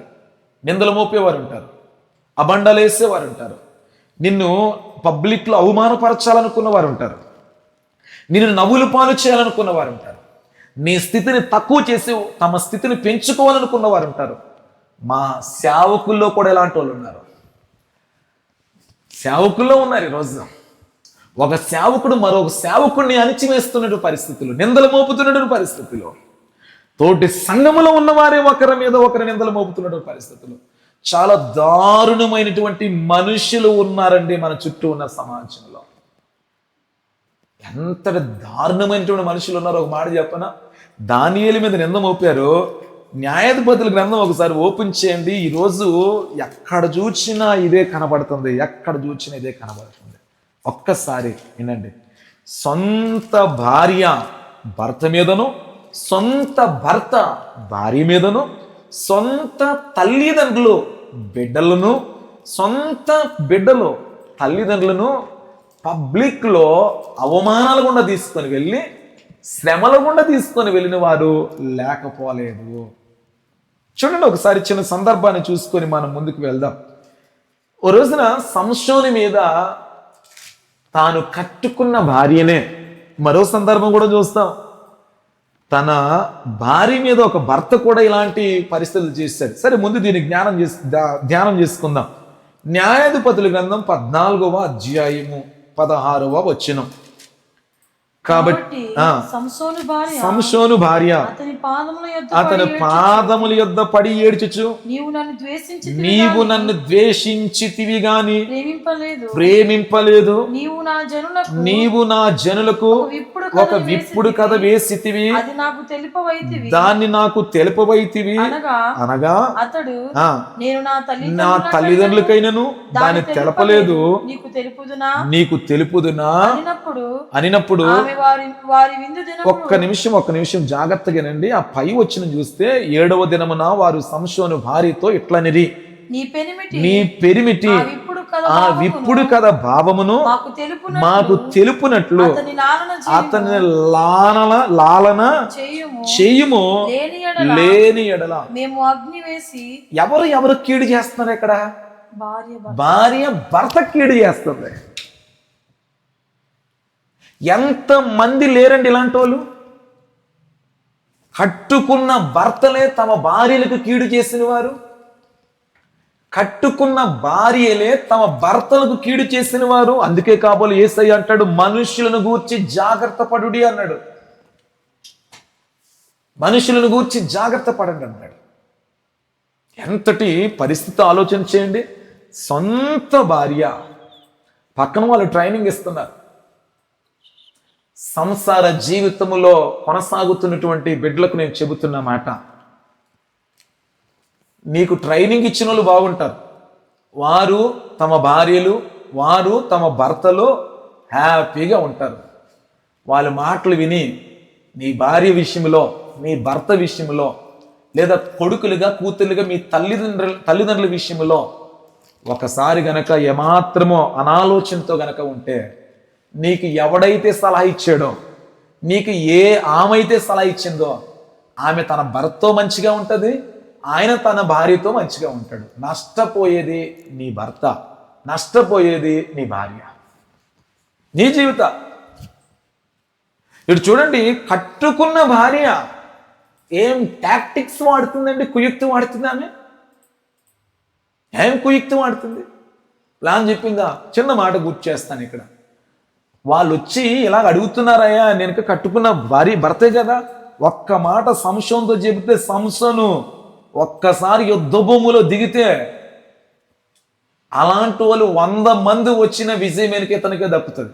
ఒక్క మాట అండి. ఏమండి, ఫిలిస్తీన్ సర్దారులు, నా జనులు చాలా మంది, లేదా అక్కడ యాక్చువల్గా ఆమె బంధువులు, వీళ్ళందరూ వచ్చి ఇలా భయపెడుతున్నారండి అని ఒక మాట చెబితే ఇతడు కలగజేసుకుంటూ ఒక్కడ బ్రతకగలడా? కానీ చూడండి, తనతోటి సహజీవనం చేసిన ఆమె, భారీగా ఉండింది ఆమె, భర్త యొక్క సీక్రెట్లు పబ్లిక్ లో భర్తను అవమానపరచడానికి చూస్తున్నటువంటి పరిస్థితులు, అవమానపరచడానికి చూస్తున్న పరిస్థితులు. అంటే ఈరోజు బంధాలు, బాంధవ్యాలు ఈ రోజు కదా ఆ రోజు, ఈ రోజైనా చచ్చిపడిపోయాయి, సరిగ్గా లేవండి. ఒకరికి ఒకరు కీడు తలపెట్టుకున్న పరిస్థితి. ఇది తెలియలేని ఇంకొక ఆమె ఉంటుంది. ఆమె గురించి ఇంకో చిన్న మాట గుర్తు చేస్తా. అదే న్యాయాధిపతుల గ్రంథం 16వ అధ్యాయం. న్యాయాధిపతుల గ్రంథము 16వ అధ్యాయము చూడండి. ఒక చిన్న మాట నేను గుర్తు చేస్తాను. 16వ అధ్యాయం 16వ వచనం. ఆమె అనుదినమును మాటల చేత అతన్ని బాధించి తొందర పెట్టుచున్నందున అతడు ప్రాణము విసిగి చావగోరెను. అప్పుడు అతడు తన అభిప్రాయం అంతయు తెలియజేసి, నేను నా తల్లి గర్భము నుండి పుట్టినది మొదలుకొని దేవునికి నాజీరు చేయబడిన వాడినై ఉన్నాను. నా తల మీదకి మంగళ కత్తి రాలేదు. నాకు క్షౌరము చేసిన ఎడల నా బలము నాలో నుండి తొలగిపోయి ఇతర మనుషుల వలె అవుదునని ఆమెతో అనేను. ఇప్పుడు చూడండి, తనతో సహజీవనం చేస్తున్న ఆమండి. ఎవరిని నమ్మాలో అర్థం కాలేదు ఈరోజు. అందుకే యేసయ్య అన్నాడు, మనుష్యులను గూర్చి జాగ్రత్తగా ఉండండి, మనుషులను గూర్చి జాగ్రత్తగా ఉండండి. తనతోటి సగభాగమైనటువంటి వ్యక్తిని కీడు చేయాలని చూస్తుంది. బయట వాళ్ళు చూడరా ఈరోజు? ఎవరినో నమ్మి నీ సీక్రెట్లు చెబుతున్నావు, కొంప ముంచేస్తారు అంతే. చాలా అనుభవంతో చెబుతున్నా ఈ మాటని, చాలా అనుభవంతో చెబుతున్నా. ప్రియమైన దేవుని బిడ్డలారా, ఈరోజు గమనించండి. అరే, కట్టుకున్న భార్యనే ఇంకో మాటలో చెప్పాలంటే వీడితో నాకు అవసరం లేదనుకునే పరిస్థితికి వచ్చింది. అంటే ఒరిజినల్గా ఏముందంటే, ఫిలిస్తీన్ సర్దారులు డబ్బులు ఇస్తున్నారు, అమ్ముకుంటుంది. వారికి అమ్ముకుంటే చంపేస్తారన్న సంగతి తెలుసు. అంటే భర్త అన్నవాడు తనతో సహజీవనం చేస్తున్న వ్యక్తి చనిపోయినా పర్వాలేదని బాగుంటే చాలు అనుకున్నటువంటి వ్యక్తులు ఉన్నారు ఈరోజు. ఇలాంటి మనుషులు, నా ప్రియమైనటువంటి దేవుని బిడ్డలారా, దయచేసి చాలా జాగ్రత్తగా ఉండండి. ఆయన చెప్పేస్తే ఆమె నటన ఎంత అద్భుతంగా ఉందంటే వెంటనే కౌరు పెట్టేసింది. ఈరోజు చాలా మంది ఉన్నారు ఇలాంటి వాళ్ళు, చాలా మంది ఉన్నారు. ఎక్కడ చూసా ఎలా ఉందంటే 19 వచ్చిన ఆమె తన తొడ మీద అబ్బబ్బో ఏముంటదండి, ఇలాగే ఉంటది. ప్రియమైన దేవుని బిడ్డలారా, దయచేసి గమనించండి. లాలన చేసి నీ నుండి ఏదో లాక్కోవడానికి చాలా మంది చూస్తారు. ముఖ్యంగా యవన బిడ్డలకు చెబుతున్నా, దయచేసి గమనించండి. మీ తల్లిదండ్రులు మిమ్మల్ని ప్రేమిస్తున్నారు, మీ కొరకు తమ సుఖాలు మానుకుంటున్నారు, నిద్రలు మానుకుంటున్నారు. నిజంగా చెప్పనా, నీ ఒంటి మీద మంచి బట్టల కొరకు, నీ బర్త్డే వస్తే మంచి డ్రెస్ కొనడానికి వారి ఒంటి మీద సరైన వస్త్రాలు కూడా కట్టుకోవట్లేదు. మన అమ్మ కట్టుకోలేని పరిస్థితి. మన తండ్రి వారు సుఖాలు మానుకొని మన కొరకు ఎంతో ప్రయాసపడతారు. ఎవరో కాలేజీకి వెళ్తావు, ఎవరో నీకు పరిచయం అవుతారు. ఒక అబ్బాయికి అమ్మాయికి, అమ్మాయికి అబ్బాయి ఎవరో పరిచయం అవుతారు. ఇలాగే ఏం చేసింది తెలుసా, తొడ మీద నిద్ర వచ్చింది. లాలన మాటలండి, ఒబ్బొబ్బొబ్బో చాలా ప్రేమ చూపిస్తారు. మనం అనుకుంటాము, అరే మా నాన్న ఎప్పుడు ఇంతగా ప్రేమించలేదు, మా అమ్మ కూడా ఎప్పుడు ఇంతగా ప్రేమించలేదు అనుకుంటాం. మనం అనుకుంటాము, చాలాసార్లు అనుకుంటాం, ఆడెవడో గొట్టంగాడు వచ్చి మాట్లాడతాడు, నా భర్త ఎప్పుడు కూడా ఇంత ప్రేమగా మాట్లాడలేదు అనుకుంటాం. ఆమె ఎవరో వచ్చి మాట్లాడుతుంది, నా భార్య ఎప్పుడు కూడా ఇంత అందంగా కనపడలేదు అనుకుంటారా. ఆమె ఇంట్లోకి వెళ్తే అలాగ ఉంటుంది తన భర్త దగ్గర. సో ఇలాంటి వ్యక్తులు ఉంటారు, చాలా జాగ్రత్త. తొందరపాటుతో సంసోన్లాగా సీక్రెట్లు చెప్పేస్తే చూడండి, తొడ మీద పరుండు పెట్టింది, ఇక చేయవలసిన కార్యం చేసి ఎంత నటిస్తుందంటే, అబ్బా ఏమి నటిస్తుందండి. ఒక మాట, సంసోను ఫిలిస్తీయులు నీ మీద పడుచున్నారనగా నిద్ర మేలుకొని. అయ్యా అమ్మా, ఇలాంటి మనస్తత్వం కలిగిన మనుషులు మన చుట్టూరా సమాజంలో ఉన్నారు. ఇందాక చెప్పా, వీపు గిల్లి ఊయాలు ఊపుతారు, మేలు చేసినట్టుగా అనిపిస్తుంది. తీసుకుంది తన తొడ మీదకి తీసుకుంది, మంచిగా లాలన చేస్తుంది, బుజ్జగిస్తుంది. మేబీ అంతకుముందు మంచి ఫుడ్ పెట్టి ఉండొచ్చు, ఆహారం ఇచ్చి ఉండొచ్చు, మంచి తాగడానికి మంచి ద్రాక్షరసం ఇచ్చి ఉండొచ్చు, చాలా చేసి ఉండొచ్చు. ఇప్పుడు హ్యాపీగా పడుకున్నట్టుగా చేస్తుంది. చాలా అనుభవంతో చెబుతున్న ఇలాంటి వాళ్ళు చాలా మంది ఉన్నారు చుట్టూ సమాజంలో చాలా మంది ఉన్నారు. స్త్రీలేని కాదండి, దీనికి మించిన పురుషులు ఉన్నారు ఇలాంటి వాళ్ళు. ఎంత మధురమైన మాటల చేత ఆకర్షిస్తారో వారు, మధురమైన మాటల చేత, వినసంపగలిగిన మాటల చేత ఆకర్షిస్తారు. తర్వాత అంతా అయిపోయిన తర్వాత నీకు తెలుస్తుంది ఏమంటుందో తెలుసా, పడుకోబెట్టింది, హ్యాపీగా నిద్రపుచ్చింది, చేయవలసిన కార్యం చేసింది, శత్రువులకు అప్పగించేసింది, శత్రువుల దగ్గర ధనాన్ని కూడా తీసేసుకుంది. ఇప్పుడు ఏమంటుందంటే, ఏమీ ఎరగలేనట్టుగా ఏమంటుంది, సంసోను ఫిలిస్తీయులు నీ మీద పడుచున్నారు అన్నదే. ఏమని అంటున్నంటే, ఇలాంటి మనుషుల మధ్యలో జీవిస్తూ ఉన్నాం. నీ మేలు కోరుకున్న వారు ఒక్కరూ లేరు, నీ కీడును కోరుకున్న వారు ఎక్కువగా ఉన్నారు నీ చుట్టూ ఉన్నారు సమాజంలో.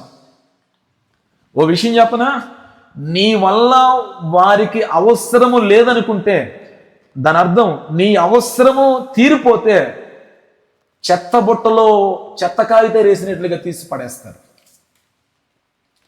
ఈ సమయంలో నీకు మాట చెబుతున్నా, ఎవడు గురించో నీ జీవితాన్ని పాడు చేసుకోవద్దు, ఏ ఆమె గురించో నీ బ్రతుకుని పాడు చేసుకోవద్దు.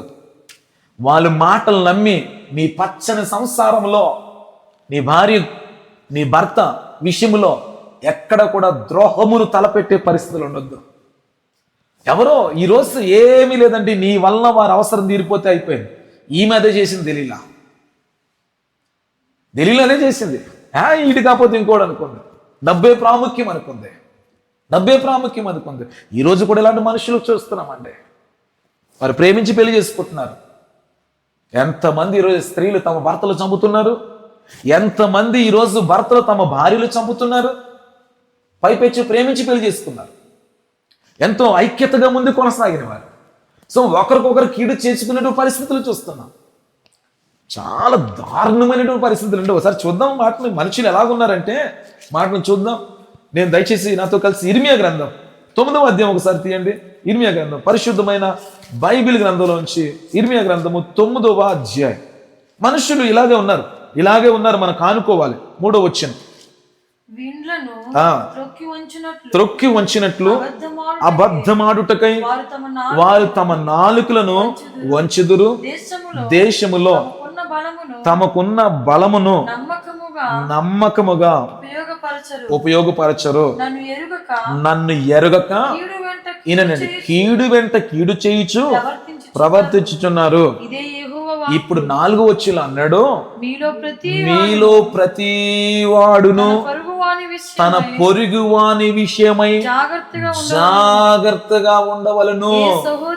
ఏ సహోదరునైనను ఒక్క నిమిషం ఆగుదాం. యేసు ప్రభులు వారు చెప్పిన ఆ మాట మనకు గుర్తుంది కదా. ఏమని గుర్తుంది? మనుష్యులను గూర్చి జాగ్రత్తగా ఉండండి అన్నాడు కదా. ఆ విషయం గుర్తుంది కదా. చూడండి, ఇర్మియా గ్రంథములో ప్రభు అద్భుతమైనటువంటి విషయం రాయించాడు. 9వ అధ్యాయం 4వ వచనంలో, మీలో ప్రతి వాడును, ఇక్కడ చిన్న మాట, ప్రతి వాడును అని ఉంది కాబట్టి పురుషుడే అనుకోవద్దు, పురుషలింగం అనుకోవద్దు. స్త్రీలుగా ఉన్నవారు కూడా దీన్ని ఆపాదించుకోవాలి. అందరికీ మానవ జాతిలో ఉన్నటువంటి స్త్రీ పురుష లింగ భేదం ఏమీ కూడా లేదు, అందరం ఆపాదించుకోవాలి. మీలో ప్రతి వాడు అనుకుంటా వారును తమ పొరుగువాని విషయమై జాగ్రత్తగా ఉండాలి. ఈ మాట యేసయ్య కూడా చెప్పాడు. అది అన్నాడు, అరే మనుషుల విషయంలో జాగ్రత్తగా ఉండాలి. ఎందుకు జాగ్రత్తగా ఉండాలంట? తన పొరుగువాని విషయమే జాగ్రత్తగా ఉండండి. ఏ సహోదరుని నమ్మకూడే. నిజముగా ఎవరేమంటాడు? ఎవరిని నమ్మకూడే. నీకు మాట చెప్తానండి, నా కౌన్సిలింగ్ వ్యవస్థలో చాలా మందిని నేను చూశాను, చాలా మందిని చూశాను. భార్య భర్తలో, ఇటు భర్త ఇటు భార్య, ఏదో ఒక ఆమె వస్తుంది అతని జీవితంలోకి, ఏదో ఆమె అతని జీవితంలోకి వస్తుంది. ఓ 4 మాటలు చెబితే వీడి దగ్గర ఉన్నదంతా దోచుకునేంత వరకు. నాకు తెలిసినవి, నేను కౌన్సిలింగ్ ఇచ్చినవి ఇలాంటివి చాలా ఉన్నాయి. తన అవసరం తీరినంత వరకు లాలిస్తుంది. ఈయన అనుకుంటాడు ఇంకా నాకు ఇక్కడ అవసరం ఉంది, తను కూడా తన భర్తను వదిలేస్తానంటుంది, ఇంకా భార్య వదిలేసుకుంటాడు. ఇలాంటి వారు ఎందరో, ఎవరో మాటలు నమ్మినక తమ భర్తలు వదులుకున్న భార్యలు ఎందరో, ఎంతోమంది. మేము అనుకుంటాం నా భార్య ఈరోజు అంటే నా భార్య కంటే ఈమె ఎక్కువ ప్రేమిస్తుంది అనుకోని, నా భర్త కంటే ఈయన ఎక్కువ ప్రేమిస్తున్నాడు అనుకోని చాలాసార్లు జీవితాలు నాశనం చేసుకున్న వారు ఉన్నారు. జాగ్రత్త సుమండి. నాకు తెలిసినటువంటి, నాకు చాలా సన్నిహితంగా తెలిసినటువంటి ఒక వ్యక్తి ఉన్నాడు. తన జీవితం కూడా ఎలాగ నష్టపరుచుకున్నాడు. ఒక ఆమెను నమ్ముకున్నాడు, నేనున్నానని చెప్పింది. ఈ దరిద్రపు యొక్క స్థితిలో ఆమె నమ్ముకొని తన ఎంతగానో ప్రేమించినటువంటి భార్యను దూరం చేసుకున్నాడు. భార్య దూరం అయిన తర్వాత, కొన్నాళ్ళ తర్వాత, ఈ అవసరం తీరిపోయిన తర్వాత గాలికి వదిలేసింది. ఈరోజు దిక్కులేనోడుగా అయిపోయాడు. ఇలాంటి వారు వెనుక పురుషులు ఉన్నారు, స్త్రీలు ఉన్నారు. సో ఎవరిని, బైబిల్ చాలా క్లియర్గా చెప్పాడు, ఏ సహోదరునైనను నమ్మకుడి, నిజముగా ప్రతి సహోదరుడును ప్రతి సహోదరియును తంత్రగొట్టి అయి ఎలాగంట తన సహోదరుని కొంపముంచును. ఏంటి మనుషులు ఇలాంటి వాళ్ళు ఉన్నారండి, ఇలాంటి వాళ్ళు ఉన్నారు. ఈరోజు సంఘాల్లో ఇలాంటి వాళ్ళు ఉన్నారు, కుటుంబ వ్యవస్థలు ఇలాంటి వారు ఉన్నారు. జాగ్రత్త. ఎవరి బిడ్డలారా, స్కూల్కి వెళ్తున్న బిడ్డలో, కాలేజీకి వెళ్తున్న బిడ్డలో దయచేసి గమనించండి. మరలా చెబుతున్నా, ఈ భూమి మీద నీ క్షేమమును కోరుకున్న వారు మీ అమ్మా నాన్నలే. ఈ భూమి మీద నీ క్షేమమును కోరుకున్న వారు నీ కుటుంబ సభ్యులు. సో ఎవరిని పడితే వారు నమ్మి జీవితాన్ని నష్టం చేసుకోవద్దు. ఎవరిని పడితే వారు నమ్మి ఈరోజు కుటుంబాలు పాడు చేసుకోవద్దు. దయచేసి మీరు అర్థం చేసుకోనండి. ప్రతి వ్యక్తి కూడా తంత్రగొట్లు ఎదుటి వాడి జీవితమును నాశనం చేస్తారు. ఆ పైన ఇందాక మనం చదువుకున్నాము, కీడు వెంట కీడు చేస్తారు. వాళ్ళు కీడు వెంట కీడు చేస్తారు. మనుషుల విషయంలో బహు జాగ్రత్త అండి. దానియేలును గూర్చి చెప్పాను, నిందలు మోపుతారు, తప్పిదములు కనిపెడతారు, ఎప్పుడు దొరుకుతాడని చూస్తారు, ఎప్పుడు దొరుకుతుందని చూస్తారు. ఇలాంటి వాళ్ళు ఉంటారు. ఇక్కడ దెలీలా విషయంలో మీకు గుర్తు చేశాను, సొంత వారే. ఎంతటి దారుణమైన సంఘటన ఏమైనా ఉంటుందంటే ఉండదనిపిస్తుందండి. ఎందుకంటే భార్య భర్తల బంధం వెనుక అత్యంత విలువైంది, ఎవరికి లేని బంధం. ఎందుకంటే జీవితంలో మరి ఆత్మలు కలుస్తున్నాయి, దేహములు కలుస్తున్నాయి. ఇలాంటి బంధంలో కూడా కీడు తలపెట్టిన పరిస్థితిని బైబిల్ గ్రంథంలో మనం చూస్తున్నాం. ఇలాంటి తంత్రగొట్టుడు వెనుక బైబిల్లో ఇంకొకడు ఉన్నాడు భార్య విషయం. సో ఈరోజు నేను మీకు చెప్పే మాట ఏంటంటే, ఎవరు నమ్ముదాం ఈరోజు? నీ కౌగిట పండుకున్న ఏ స్త్రీని నమ్మొద్దు అన్నాడు. అలాగే నీకు పురుషులు, లేదంటే పురుషులు కూడా అలా అంటాడు. ఇంతకంటే డేంజర్, స్త్రీ కంటే డేంజర్. ఏ స్త్రీని నమ్మొద్దని పురుషులు చెప్పిన దేవుడే ఏ పురుషుని నమ్మొద్దని కూడా స్త్రీలైన వారికి కూడా చెబుతున్నాడు. జాగ్రత్త సుమండి. వారు అవసరం తీరిపోతే చెప్పాను కదా, చిత్తు కాగితంలా కనుక పడేస్తారు, చిత్తు కాగితంలా పడేస్తారు. సో ప్రతి వాడు కూడా ఎలా ఉన్నాడంట, తంత్రగొట్టి అయి తన సహోదరిని కొంప ముంచును అని అంటాడు. సో ఈరోజు నా ప్రియమైనటువంటి దేవుని బిడ్డలారా, ఒకసారి అర్థం చేసుకోవాలని నేను ప్రభు పేరట మనం చేస్తున్నా. సో మనుషుల విషయంలో జాగ్రత్త కలిగిన వారంగా ఉందాం. ప్రతి పొరుగువాడును కొండెములు చెప్పుటకై ఏం చేస్తున్నాడంట, తిరుగులాడుచున్నాడు. ఇలాంటి వాళ్ళు ఉన్నారండి, కొండెములు చెప్పడానికి తిరుగులాడుచున్నారు. నీ మీద రకరకాలుగా చెడు ప్రసారాలు చెప్పడానికి. నా ప్రియమైన దేవుని బిడ్డలారా, ఇలాంటి ప్రజల మధ్యలో నువ్వు జాగ్రత్త కలిగి మెలకువ కలిగి ఉండాలని దేవుని యొక్క సేవకునిగా నేను కోరుతూ ఉన్నాను. ఒకవేళ కొండెములు చెబుతున్నావా, ఎదుటివాని కొంపలు ముంచుతున్నావా, ఎదుటివాని జీవితాలను నాశనం చేస్తున్నావా, ఎదుటివారి సంసారంలో నిప్పులు పోస్తున్నావా, ఎదుటివారి బిడ్డలను పాడు చేస్తున్నావా, జాగ్రత్త సుమండి, భారీ మూల్యము చెల్లించుకోవాల్సి వస్తుంది. ఏదో ఈరోజు నీ తెలివితో, ఏదో ఈరోజు నీ జ్ఞానముతో, నీ పలుకుబడితో, నీకున్న బలముతో బలగముతో ఎదుటివాన్ని నాశనం చేస్తాను అనుకుంటున్నావు, ఎదుటివానికి కీడు చేస్తాను అనుకుంటున్నావు. ఓ విషయం చెప్పనా, అది నీ జీవితంలో ఉరికొయ్యిగా మార్చబడుతుంది, అది నీ జీవితంలో విష సర్పముగా మార్చబడుతుంది. నీవు తీసిన గోతులో నువ్వే పడతావు. మరలా చెబుతున్నా, చాలా ఖచ్చితంగా చెబుతున్నా, హామాను మొర్దెకై కొరకు వెనుక ఉరికొయ్యను సిద్ధం చేస్తాడు, కానీ దాని మీద ఆయన వేలాడుతాడని కల్లో కూడా ఊహించలేదు. ఒక్కడ చేసిన తప్పిదమునకు 10 మంది కొడుకులు కూడా చచ్చిపోయారు. నా ప్రియమైన దేవుని బిడ్డలారా, ఎదుటివాన్ని నాశనం చేయాలని కోరుకుంటున్న నీతో దేవుడు మాట్లాడుతున్నాడు. ఎదుటివాన్ని పాడు చేయాలనుకుంటున్నావు కదా, నీతో దేవుడు మాట్లాడుతున్నాడు. జాగ్రత్త కలిగి దేవునికి భయపడే వ్యక్తిగానే ఉండాలి. దేవునికి భయపడే వ్యక్తిగా ఉండాలి. చేతిలో బైబిల్ పట్టుకుంటున్నావు, చర్చిలో ప్రార్థనలు చేస్తున్నావు, చర్చిలో పాటలు పాడుతున్నావు, వాక్యాలు బోధిస్తున్నావు, కీడు వెంట కీడు చేస్తున్నావు. ఎదుటివాని యొక్క జీవితంలో నిప్పులు చెలరేగుతున్నావు, నిప్పులు కక్కుతున్నావు, కుట్రలు చేస్తున్నావు, కుతంత్రములు చేస్తున్నావు, ఎదుటివాని మీద కొండెములు చెబుతున్నావు, చెడును ప్రసారం చేస్తున్నావు. తప్పించుకుంటున్నాను అనుకుంటున్నావు కదా, నన్ను ఎవడు చూచట్లేదు అనుకుంటున్నావు కదా, నన్ను ఎవరు కూడా గమనించలేదు అనుకుంటున్నావు కదా, ఓ రోజున భారీ మూల్యం చెల్లించుకోవాల్సి వస్తుంది. సో దయచేసి నేను నిన్ను ప్రేమించి చెబుతున్నాను, దయ ఉంచి ఎవరికి కీడు తలపెట్టద్దు. ఎదుటివాన్ని నాశనం చేయాలని ఆలోచన తీసేయి, ఎదుటివాని జీవితాన్ని పాడు చేయాలని ఆలోచన తీసేయి. దేవుని భయం కలిగి జీవించు. అది నీకు, నీ బిడ్డలకు, నీ కుటుంబానికి, నీ భర్తకు, నీ భార్యకు, నీ పిల్లలకు. ఒకవేళ సేవకునిగా ఉంటే ఎదుటివాని సంఘాలు కూలగొట్టాలని చూస్తున్నా, నీతో మాట్లాడుతున్నా. ఒకవేళ నీకు రేపొద్దున నువ్వు మంచిగా ఉంటే నీ సంఘానికి అది మేలుకరంగా ఉంటుంది. ఒకవేళ కీడు తలపెట్టే వ్యక్తిగా ఉంటే, తంత్రగొట్టివై ఎదుటివాని యొక్క జీవితాలు పాడు చేసిన వ్యక్తిగానే ఉంటే, ఎదుటివాని యొక్క కుటుంబంలో గలిబిలు సృష్టించి, సమస్యలు సృష్టించి, ఒకవేళ సునకానందం పొందిన వ్యక్తిగా ఉంటే రేపొద్దున నష్టపోతావని గుర్తు చేస్తున్నా. మరొకసారి ప్రియమైన దేవుని బిడ్డలారా, ఈరోజు నేను 3 విషయాలు గుర్తు చేస్తా. నెంబర్ 1, ఏ విషయంలో జాగ్రత్త కలిగి ఉండాలి? వినుట విషయంలో జాగ్రత్త కలిగి ఉండాలి. నెంబర్ 2, ఏ విషయంలో జాగ్రత్త కలిగి ఉండాలి? ప్రార్థన చేయుట విషయంలో మెలకువగా ఉండి ప్రార్థన చేయుట విషయంలో జాగ్రత్త కలిగి ఉండాలి. నెంబర్ 3, మనుషుల విషయంలో జాగ్రత్త కలిగి ఉండాలి. ప్రభు చిత్తం అయితే దీన్ని మరలా కంటిన్యూ చేస్తాను. ఈ మనుషుల విషయంలో జాగ్రత్త కలిగి ఉండకపోతే ఎలాంటి తీరని నష్టాలు ఉంటాయో నేను తీసుకొని వస్తాను.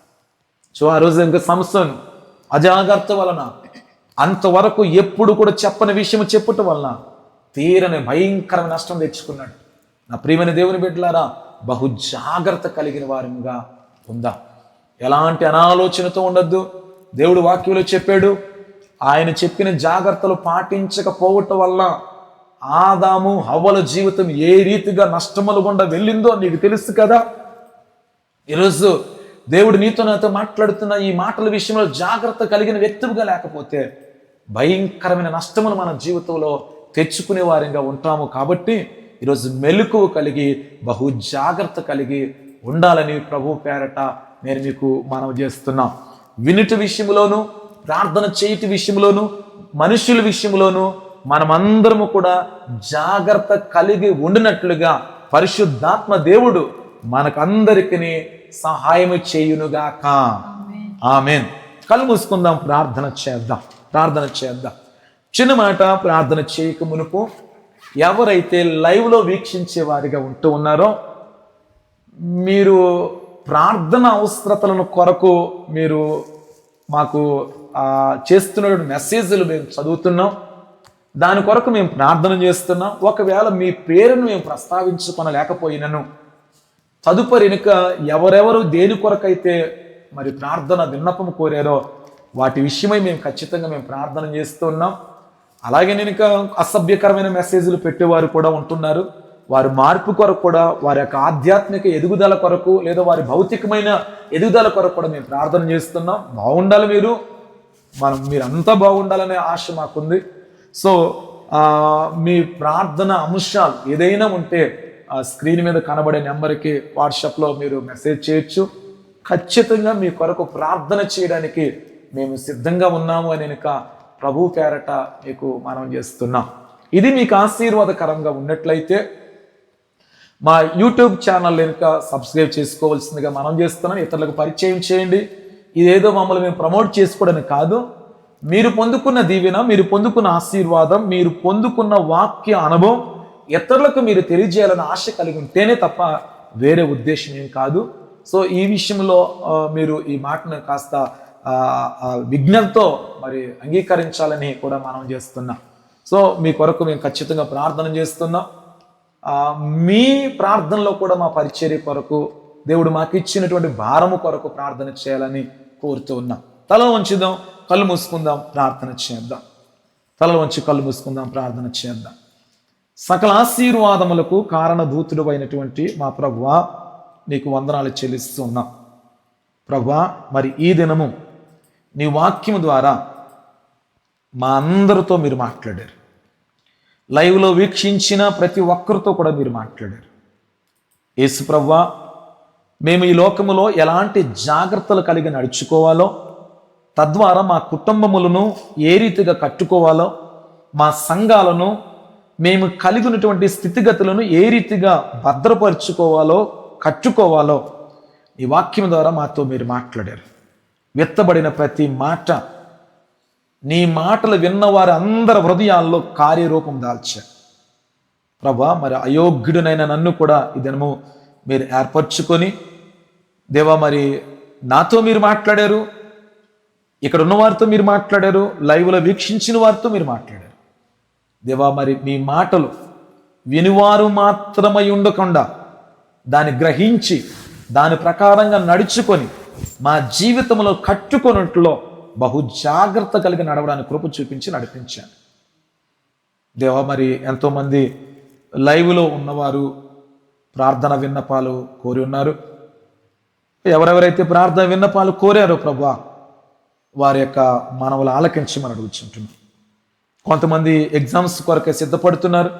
అటు తెలంగాణ, ఆంధ్రాలోను, అదే రీతిగా కర్ణాటక ప్రాంతంలో ఆయా స్థలాల్లో ప్రభువా, మరి అనేక మంది ఎగ్జామ్స్ కొరకే సిద్ధపడుతున్న బిడ్డలు ఉన్నారు.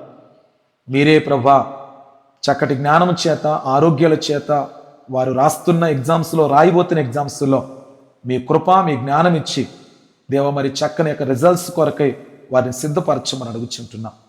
ఎవరు ఏ బలహీనతతో ఉన్నారో, ఎవరు ఏ సమస్యల్లో ఉన్నారో, ఎవరు ఏ ఇక్కట్లలో, ఏ ఇరుకుల్లో చిక్కుకొని ఉన్నారో నువ్వు ఎరిగిన దేవుడు. ప్రతి వారి యొక్క విన్నపమును ఆలకిస్తున్నావు. సమాధానం దయచేసి నడిపించాను ప్రభా. ప్రతి ఒక్క బంధకముల నుంచి విడుదల కలిగించాను. ఈనాటి పరిచర్య ఈ రీతిగా దేవ మరి కొనసాగడానికి, లైవ్లో దేవ మరి ఇది ప్రచారం చేయబడ్డానికి సహకరించిన బిడ్డలను బట్టి కూడా ప్రార్థన చేస్తున్నాం ప్రభా. మరి సంఘములో బాధ్యత కలిగి పరిచారకులుగా ఎంతో ప్రోత్సహిస్తున్న బిడ్డలను కూడా దీవించి నడిపించాను.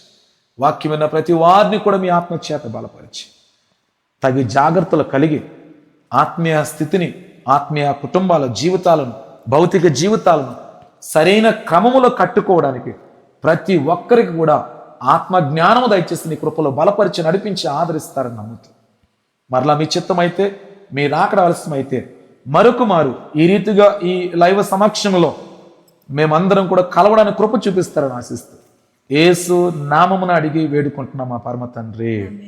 ఆమేన్. ఆమేన్.